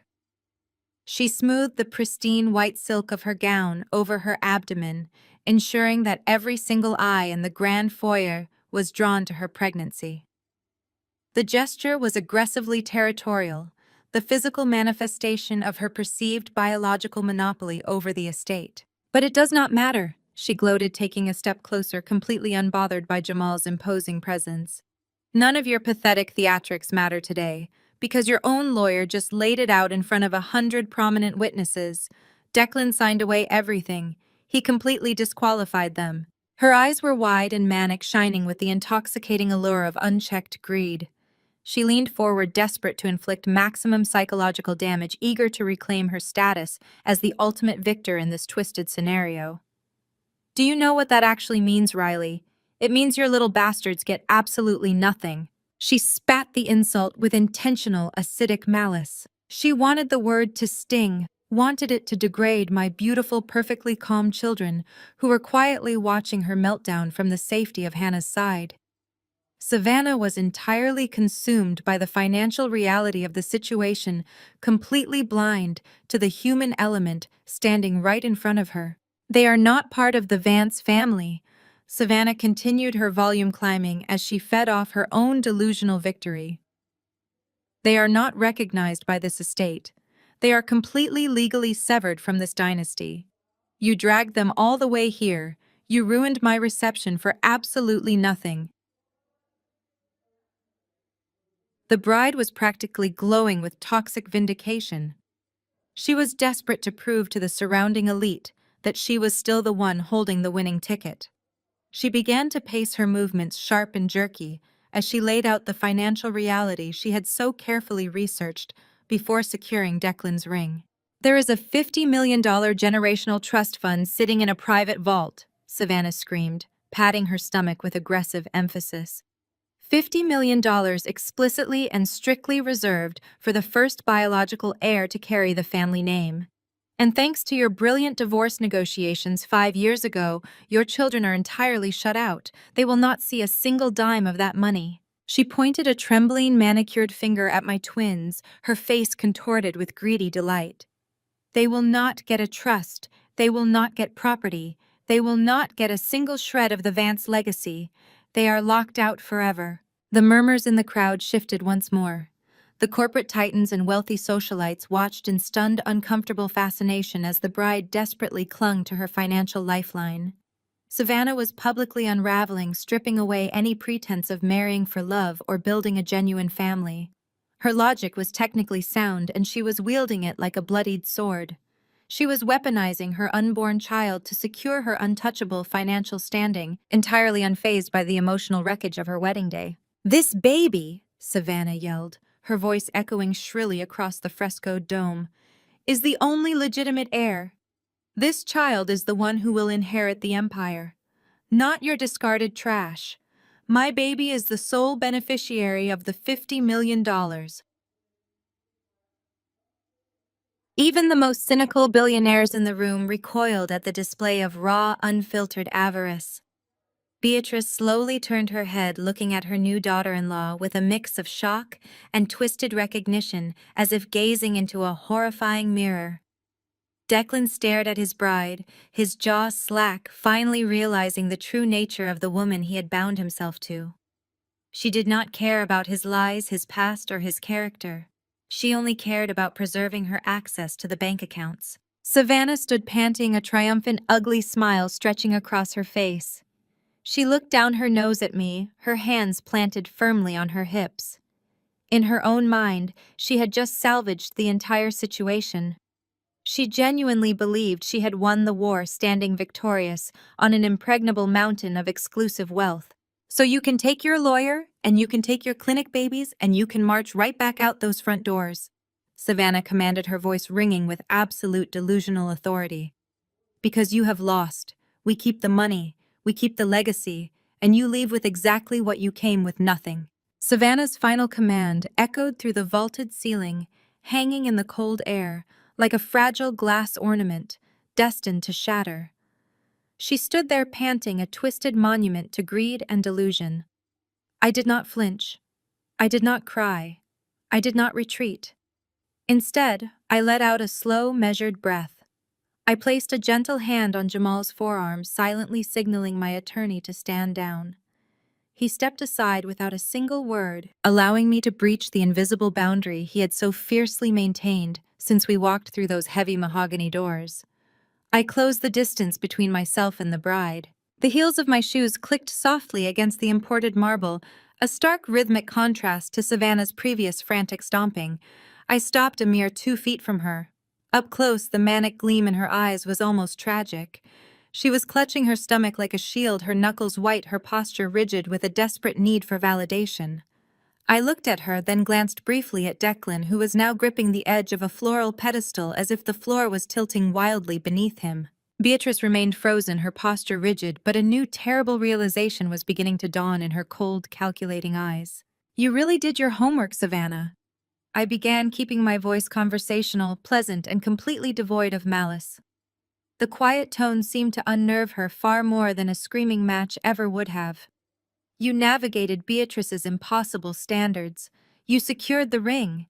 You even memorized the exact dollar amount of the generational trust, $50 million. It is an impressive number, a life-changing, empire-building number. Savannah lifted her chin, attempting to maintain her haughty sneer, but a tiny tremor in her lower lip betrayed her sudden creeping uncertainty. But there is a fatal flaw in your meticulous research. I continued, projecting my voice so the entire foyer could hear the impending ruin of her master plan. You only looked at what Declan told you to look at. You relied entirely on his interpretation of the law, and perhaps Beatrice's arrogant assumption that she controls every single asset bearing the Vance name. You never actually read the founding documents. I turned slightly, addressing the breathless crowd of investors, socialites, and media insiders who were hanging on to every syllable. When I decided to step into this spotlight, I did not come unprepared. My public relations firm does not just handle press releases and media spin. They employ some of the most ruthless forensic accountants and legal researchers in the country. Before I ever set foot in Boston, I had them do a comprehensive deep dive into the public financial records surrounding the late patriarch's estate. Gimme. I locked eyes with Beatrice, watching the color rapidly drain from her heavily powdered cheeks. She knew exactly what I was about to say. Declan's grandfather was a brilliant man, but he was also deeply pragmatic and incredibly paranoid. He knew the nature of the wealth he had amassed. He knew that gold diggers, corporate raiders, and even his own weak-willed descendants might one day try to fracture the dynasty. He did not trust lawyers. He did not trust prenuptial agreements, and he certainly did not trust Declan's judgment. I turned back to Savannah. Her hands had dropped from her stomach. The toxic, triumphant glow of victory was completely gone, replaced by a sickly, ashen pallor. The generational trust fund is not tied to Declan's current marriage. I stated, my voice echoing with ringing finality. It is not tied to whoever currently holds the title of his wife, and it is absolutely not tied to his legal recognition of an heir. I took one final step forward, invading her personal space, delivering the words with surgical precision. The trust documents are explicitly clear. The $50 million does not go to Declan's chosen heir. It transfers automatically, irrevocably, and immediately to his firstborn biological grandchildren. Savannah gasped, stumbling backward a half step, as if I had physically struck her. Biological, I repeated, letting the words sink into the suffocating silence of the room. Not legal, biological. DNA is the only currency the grandfather cared about. It does not matter how many papers Declan signed to sever his paternal rights. It does not matter that he considers my children legal strangers. In the eyes of the trust, in the eyes of the ironclad financial stipulations set down by the man who built this empire, their blood is the only key to that vault. The murmurs in the crowd erupted into a chaotic buzz of whispers. The corporate titans who had previously viewed Savannah's ruthless logic with grim respect now stared at her with open pity. Her impregnable mountain of exclusive wealth was a mirage. She had married a man who had already surrendered the ultimate prize. The very paperwork Declan had used to abandon his children was entirely useless against the unchangeable reality of genetics. I gestured back toward the twins who were still standing quietly holding hands, entirely oblivious to the fact that they were the most powerful people in the room. The forensic accountants unearthed the original addendums filed decades ago. The grandfather added one final brilliant contingency to ensure the money bypassed any parental interference. The funds do not wait for adulthood. The trust does not sit dormant while Beatrice or Declan try to find loopholes or manipulate the beneficiaries into surrendering their rights. Savannah shook her head, a low, guttural sound of denial escaping her throat. She looked wildly at Declan, silently begging him to refute my claim, but her groom was staring at the floor, utterly defeated by his own grandfather's absolute foresight. He had known about the biological clause, and he had hidden it from his bride to ensure she walked down the aisle. The $50 million transfers directly into a protected, untouchable account for the firstborn biological heirs on a very specific date. I concluded, a genuine warm smile finally breaking across my face as I watched the last remnants of the Vance family's power evaporate into the cold Boston air. The exact day they turned 3 years old. Jamal moved seamlessly back into the space I had just occupied, his imposing presence immediately quelling any residual murmurs from the crowd of billionaires and socialites. He did not raise his voice, nor did he display a shred of arrogance. Instead, he radiated the cold, clinical authority of a surgeon about to make the final fatal incision. He opened his leather-bound portfolio one last time. The crisp, sharp sound of turning parchment sliced through the heavy, suspended silence of the grand foyer. Savannah was trembling visibly now, her manicured fingers clutching the silk fabric of her ruined dress as if trying to physically hold her crumbling reality together. Jamal adjusted his glasses, addressing the bride directly. He completely ignored Declan, who was now leaning heavily against a marble pillar, his face buried in his hands, entirely broken by his own past actions. Jamal explained the fatal, arrogant miscalculation Declan and Beatrice had made 5 years ago. They had operated under the delusion that the law was the ultimate authority, that a signed piece of paper severing parental rights was an impenetrable shield. Giving up custody and all paternal obligations had successfully protected Declan from paying child support, but no judge, no court order, and no highly paid defense team could alter the unyielding laws of cellular biology. Declan had legally erased himself from my children's everyday lives, but he could never, under any circumstances, erase his DNA from their veins. The grandfather's trust was designed with ruthless precision to bypass any such legal maneuvering, recognizing only undeniable genetic fact. Reaching deep into his portfolio, Jamal produced a pristine, certified document, holding it up for the entire room to see. He informed Savannah and the captive audience of a very specific, devastating calendar date. Leo and Lily had celebrated their 3rd birthday exactly 30 days ago. 1 month. For 30 agonizingly precise days, we had maintained absolute strategic silence, while Declan and Savannah finalized their lavish wedding preparations, completely unaware that the hourglass on their financial future had already run out.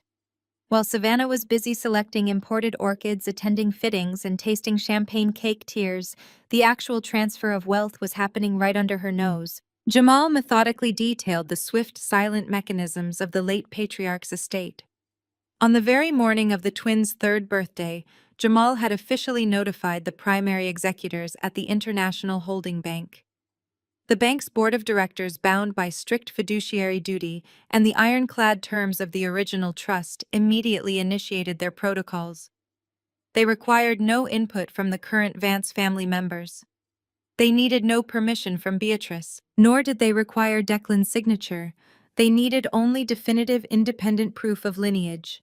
Jamal laid out the indisputable evidence he had provided, including certified birth records, chain of custody medical files, and discreetly obtained DNA profiles that matched Declan's registered genetic markers with absolute certainty. The bank's executors simply followed the instructions left behind by the architect of the Vance fortune. With the biological criteria indisputably met, the bank executed the mandate without a moment of hesitation. Jamal paused, letting the silence stretch, forcing Savannah to hang on his next breath as the finality of the situation took root in her mind. He announced that the $50 million was no longer sitting in a dormant vault. It was no longer a theoretical prize waiting for a future heir to claim it through litigation. The entire sum had been irrevocably, permanently, and completely transferred.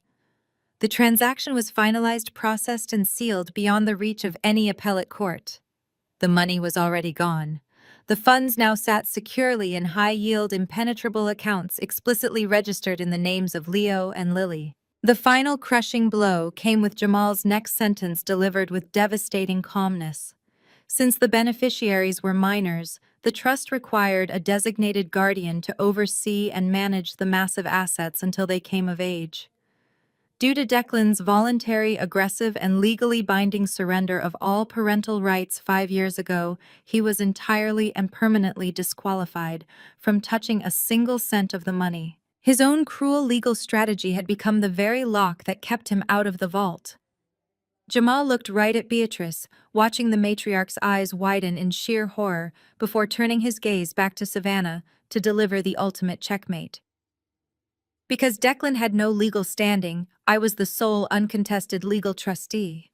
I held absolute total control over the $50 million fortune. Jamal closed his portfolio with a sharp, decisive snap that echoed like a gunshot across the marble floor. He looked deliberately at Savannah's stomach, then met her wide, terrified eyes. Because the trust dictated the funds went entirely to the firstborn biological grandchildren, the payout was a singular one-time event. The vault was empty. The accounts were drained. There was no secondary prize, no runner-up consolation fund, and no remaining wealth to distribute. Savannah's unborn child, the very leverage she had used to force her way into the Vance dynasty, the golden ticket she genuinely thought would guarantee her a lifetime of unimaginable luxury and power, would inherit absolutely nothing. Zero. The Vance family fortune, the entire reason she was standing in that foyer in a torn wedding gown, belonged entirely to me and my children. The final word hung in the air, a fatal judgment that sucked the remaining oxygen from the room. Savannah stood completely paralyzed. The manic, triumphant energy that had possessed her just moments before vanished, leaving behind a hollow, trembling shell.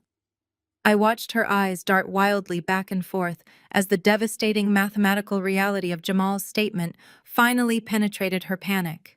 $50 million, gone, irrevocably transferred. The vast, untouchable generational wealth she had endured Beatrice's psychological warfare and Declan's insufferable ego to secure had vanished into thin air.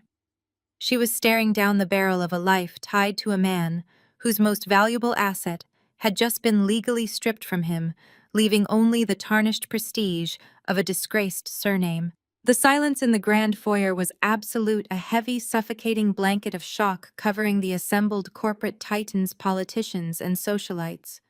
They were witnessing the spectacular real-time implosion of Boston's most anticipated union. Savannah turned her head slowly, her gaze shifting from my face to Jamal's impassive expression and finally landing on her groom. Declan was still slumped against the marble pillar, his face pale and slick with sweat, refusing to meet her eyes. In that singular stretching moment, Savannah looked at the man she had just exchanged vows with, and the mask of the devoted, radiant bride completely shattered. There was no love in her eyes, no partnership, no desire to comfort her humiliated husband.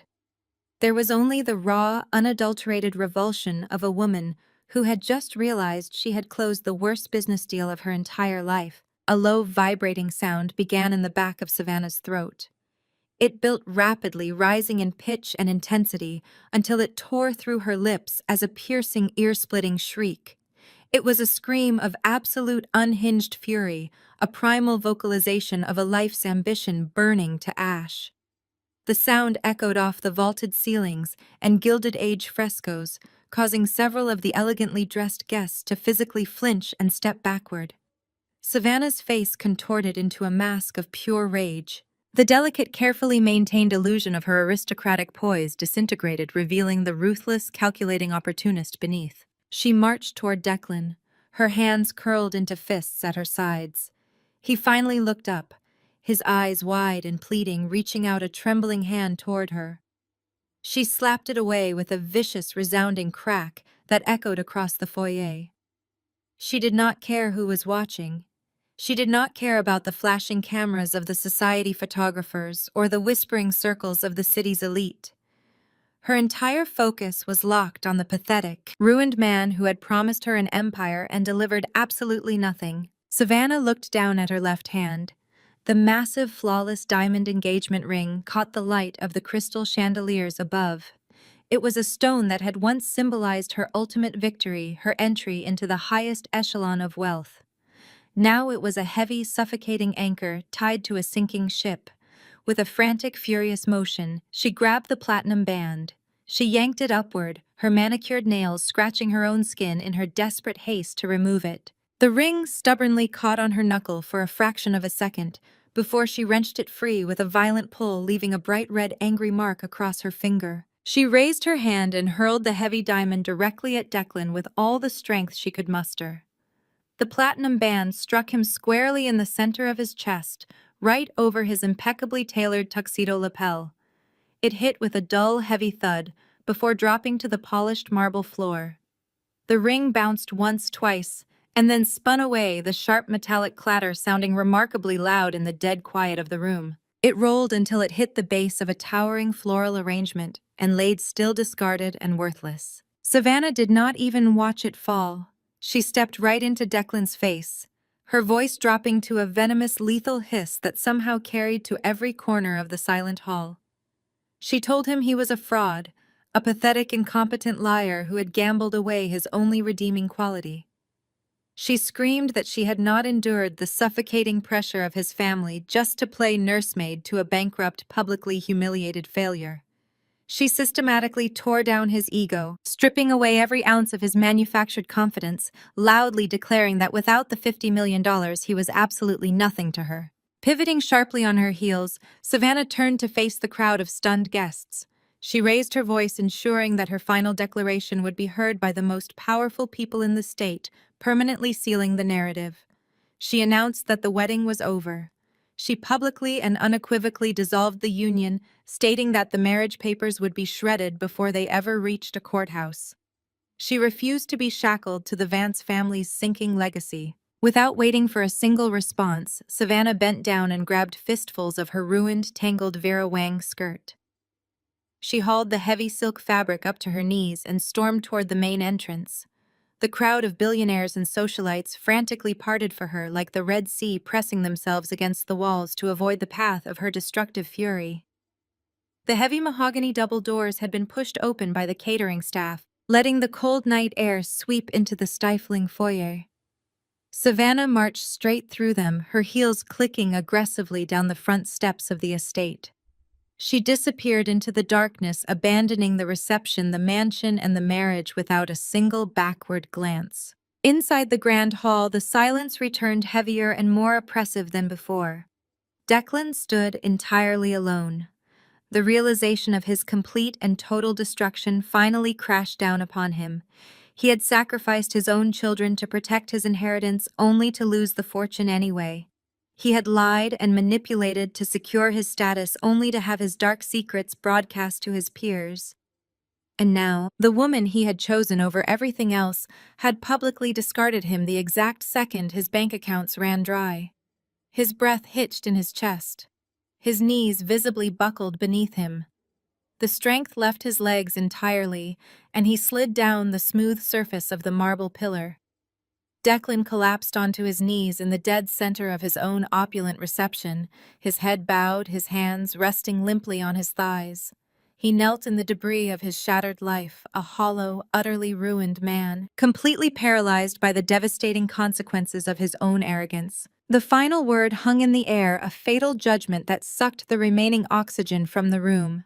Savannah stood completely paralyzed. The manic, triumphant energy that had possessed her just moments before vanished, leaving behind a hollow, trembling shell. I watched her eyes dart wildly back and forth as the devastating mathematical reality of Jamal's statement finally penetrated her panic. $50 million. Gone. Irrevocably transferred. The vast, untouchable generational wealth she had endured. Beatrice's psychological warfare and Declan's insufferable ego to secure had vanished into thin air. She was staring down the barrel of a life tied to a man whose most valuable asset had just been legally stripped from him, leaving only the tarnished prestige of a disgraced surname. The silence in the grand foyer was absolute, a heavy, suffocating blanket of shock covering the assembled corporate titans, politicians, and socialites. They were witnessing the spectacular real-time implosion of Boston's most anticipated union. Savannah turned her head slowly, her gaze shifting from my face to Jamal's impassive expression and finally landing on her groom. Declan was still slumped against the marble pillar, his face pale and slick with sweat, refusing to meet her eyes. In that singular stretching moment, Savannah looked at the man she had just exchanged vows with, and the mask of the devoted, radiant bride completely shattered. There was no love in her eyes, no partnership, no desire to comfort her humiliated husband. There was only the raw, unadulterated revulsion of a woman who had just realized she had closed the worst business deal of her entire life. A low, vibrating sound began in the back of Savannah's throat. It built rapidly, rising in pitch and intensity until it tore through her lips as a piercing, ear-splitting shriek. It was a scream of absolute unhinged fury, a primal vocalization of a life's ambition burning to ash. The sound echoed off the vaulted ceilings and Gilded Age frescoes, causing several of the elegantly dressed guests to physically flinch and step backward. Savannah's face contorted into a mask of pure rage. The delicate, carefully maintained illusion of her aristocratic poise disintegrated, revealing the ruthless, calculating opportunist beneath. She marched toward Declan, her hands curled into fists at her sides. He finally looked up, his eyes wide and pleading, reaching out a trembling hand toward her. She slapped it away with a vicious, resounding crack that echoed across the foyer. She did not care who was watching. She did not care about the flashing cameras of the society photographers or the whispering circles of the city's elite. Her entire focus was locked on the pathetic, ruined man who had promised her an empire and delivered absolutely nothing. Savannah looked down at her left hand. The massive, flawless diamond engagement ring caught the light of the crystal chandeliers above. It was a stone that had once symbolized her ultimate victory, her entry into the highest echelon of wealth. Now it was a heavy, suffocating anchor tied to a sinking ship. With a frantic, furious motion, she grabbed the platinum band. She yanked it upward, her manicured nails scratching her own skin in her desperate haste to remove it. The ring stubbornly caught on her knuckle for a fraction of a second before she wrenched it free with a violent pull, leaving a bright red, angry mark across her finger. She raised her hand and hurled the heavy diamond directly at Declan with all the strength she could muster. The platinum band struck him squarely in the center of his chest, right over his impeccably tailored tuxedo lapel. It hit with a dull, heavy thud before dropping to the polished marble floor. The ring bounced once, twice, and then spun away, the sharp metallic clatter sounding remarkably loud in the dead quiet of the room. It rolled until it hit the base of a towering floral arrangement and laid still, discarded and worthless. Savannah did not even watch it fall. She stepped right into Declan's face, her voice dropping to a venomous, lethal hiss that somehow carried to every corner of the silent hall. She told him he was a fraud, a pathetic, incompetent liar who had gambled away his only redeeming quality. She screamed that she had not endured the suffocating pressure of his family just to play nursemaid to a bankrupt, publicly humiliated failure. She systematically tore down his ego, stripping away every ounce of his manufactured confidence, loudly declaring that without the $50 million, he was absolutely nothing to her. Pivoting sharply on her heels, Savannah turned to face the crowd of stunned guests. She raised her voice, ensuring that her final declaration would be heard by the most powerful people in the state, permanently sealing the narrative. She announced that the wedding was over. She publicly and unequivocally dissolved the union, stating that the marriage papers would be shredded before they ever reached a courthouse. She refused to be shackled to the Vance family's sinking legacy. Without waiting for a single response, Savannah bent down and grabbed fistfuls of her ruined, tangled Vera Wang skirt. She hauled the heavy silk fabric up to her knees and stormed toward the main entrance. The crowd of billionaires and socialites frantically parted for her like the Red Sea, pressing themselves against the walls to avoid the path of her destructive fury. The heavy mahogany double doors had been pushed open by the catering staff, letting the cold night air sweep into the stifling foyer.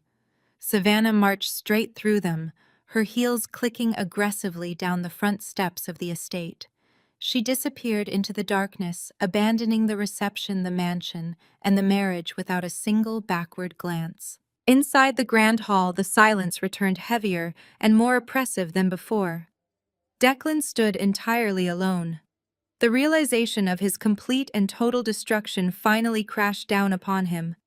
He had sacrificed his own children to protect his inheritance, only to lose the fortune anyway. He had lied and manipulated to secure his status, only to have his dark secrets broadcast to his peers. And now, the woman he had chosen over everything else had publicly discarded him the exact second his bank accounts ran dry. His breath hitched in his chest, his knees visibly buckled beneath him. The strength left his legs entirely, and he slid down the smooth surface of the marble pillar. Declan collapsed onto his knees in the dead center of his own opulent reception, his head bowed, his hands resting limply on his thighs. He knelt in the debris of his shattered life, a hollow, utterly ruined man, completely paralyzed by the devastating consequences of his own arrogance. The air in the grand foyer was thick and metallic, heavy with the stench of ruined dynasties. Declan remained a crumpled heap on the floor, but my attention was immediately pulled away from his pathetic form by a sharp, ragged, gasping sound. I turned to see Beatrice Vance unraveling in spectacular, horrifying fashion. The untouchable matriarch, the woman who had spent years treating me as dirt beneath her designer heels, was hyperventilating. Her chest heaved violently beneath her tailored silk suit. She clawed at the heavy pearl necklace resting against her collarbone, as if the jewels were suddenly strangling her. The cold, calculating aristocrat was gone, replaced by a woman actively watching her entire universe burn to the ground. Her legs gave out. Beatrice did not fall with grace. She dropped heavily to the polished marble, her knees striking the stone with a sickening thud. The collective intake of breath from the surrounding billionaires and politicians was audible, but no one stepped forward to help her. They simply watched, mesmerized by the absolute destruction of Boston's most feared socialite. Beatrice's manicured hands scrambled against the floor, her impeccably styled hair falling into her eyes. She began to crawl. It was a slow, clumsy, agonizing movement, her expensive skirt dragging awkwardly behind her. She dragged herself across the space Savannah had just vacated, moving directly toward my shoes. Her face was a ruin of running mascara and stark terror. She was weeping openly, harsh, ugly sobs tearing from her throat as the finality of Jamal's words fully registered. The power, the legacy. The $50 million, it was all locked safely behind the genetic code of the two toddlers she had tried so desperately to erase. She looked up at me, her face contorted in a mask of sheer panic. Then her tear-filled eyes darted to my left, locking onto Leo and Lily. The twins watched her with mild, detached curiosity from the safety of Hannah's side. To Beatrice, they were no longer discarded clinic experiments. They were the sole keepers of the Vance empire. They were her only remaining link to the wealth she worshipped. "Riley, please," Beatrice gasped, her voice cracking, completely devoid of its usual icy authority. She reached a trembling, desperate hand out toward the children. "Please, I beg of you, you cannot do this. They are my grandchildren, they are my blood." Hannah immediately stepped sideways, placing her body firmly between the crawling woman and the twins, shielding them from the frantic display. I moved forward, planting my feet solidly in front of Beatrice, blocking her path entirely. I looked down at her. I felt no anger, no vindictiveness, and certainly no pity. I felt only a profound, unshakable emptiness, where my fear of this woman used to live. "I was wrong, Riley. I was so terribly wrong." Beatrice sobbed, her fingers clutching at the hem of my dress, desperate for any kind of purchase. "Please forgive me. We are family. Let me see them. Just let me hold them. Let me hold my grandchildren." Her plea was a grotesque mixture of genuine shock and calculated manipulation. She was mourning the money, not the lost years with my children. She wanted to hold the heirs, not Leo and Lily. I looked down into her weeping, desperate eyes and saw the absolute emptiness of her soul. She had spent a lifetime valuing bank accounts over human connection, and now she was dying of thirst in the desert she had created. I gently but firmly pulled the fabric of my dress from her grasp. I stood tall, my voice steady, clear, and perfectly calm, carrying effortlessly across the silent room. "You called me a failure," I stated, delivering my final verdict to the woman kneeling at my feet. "But this failure will teach my children how to be decent human beings, something you never managed to do with your son." Beatrice recoiled as if she had been slapped, letting out a sharp, devastated wail. She collapsed fully onto the marble floor, her face buried in her arms, completely broken. I did not wait to watch her cry. There was nothing left for me in this house. The battle was over, the war was won, and the air inside the mansion suddenly felt stagnant and old. I turned away from the wreckage of the Vance family. I caught Jamal's eye, giving him a brief, appreciative nod. He returned it with a small, respectful smile, snapping his briefcase shut. I looked at Hannah, who was already holding Leo and Lily securely by their hands. "Come on, guys," I said softly, my heart swelling as the twins looked up at me with bright, untroubled eyes. "It is time to go home." Together, the five of us turned our backs on the stunned crowd, the weeping matriarch, and the ruined groom. We walked toward the heavy mahogany doors that led out of the foyer. The path parted for us instantly. The very people who had looked down their noses at me an hour ago now stepped respectfully out of the way. I walked with my head held high, my posture relaxed, feeling the immense heavy chain of the past finally fall away from my shoulders. We stepped through the grand doors and out onto the sprawling stone portico. The bright, warm afternoon sun immediately washed over us, a brilliant contrast to the cold, artificial light of the mansion. The fresh air filled my lungs, smelling of green grass and absolute freedom. As we walked down the wide steps toward the waiting car, a profound realization settled over me. For years, I had allowed other people to measure my worth. I had let a cruel husband and a toxic family dictate my value, convinced that my quiet strength was a weakness, that my dedication to my children was a failure of ambition. I had believed their lies because I had forgotten how to listen to my own truth. But standing in the sunlight, watching my children laugh as they climbed into the back seat, I knew I would never make that mistake again. Your value is not determined by the approval of toxic people. It is not tied to the prestige of a last name or the balance of a bank account. Your worth is inherent, forged in the fires of your resilience, and defined by the love you give and the boundaries you uphold. You are the sole architect of your own life. Never let anyone convince you that you are a failure simply because you refuse to play by their broken rules. Stand tall, know your power, and never be afraid to walk away from the darkness and step into the sun. The most profound lesson from this journey is that true self-worth can never be dictated by the toxic expectations of others. For years, a manipulative family defined her value, forcing her to measure her success against their shallow materialistic standards. However, the ultimate victory wasn't merely securing a financial future, it was reclaiming a stolen identity.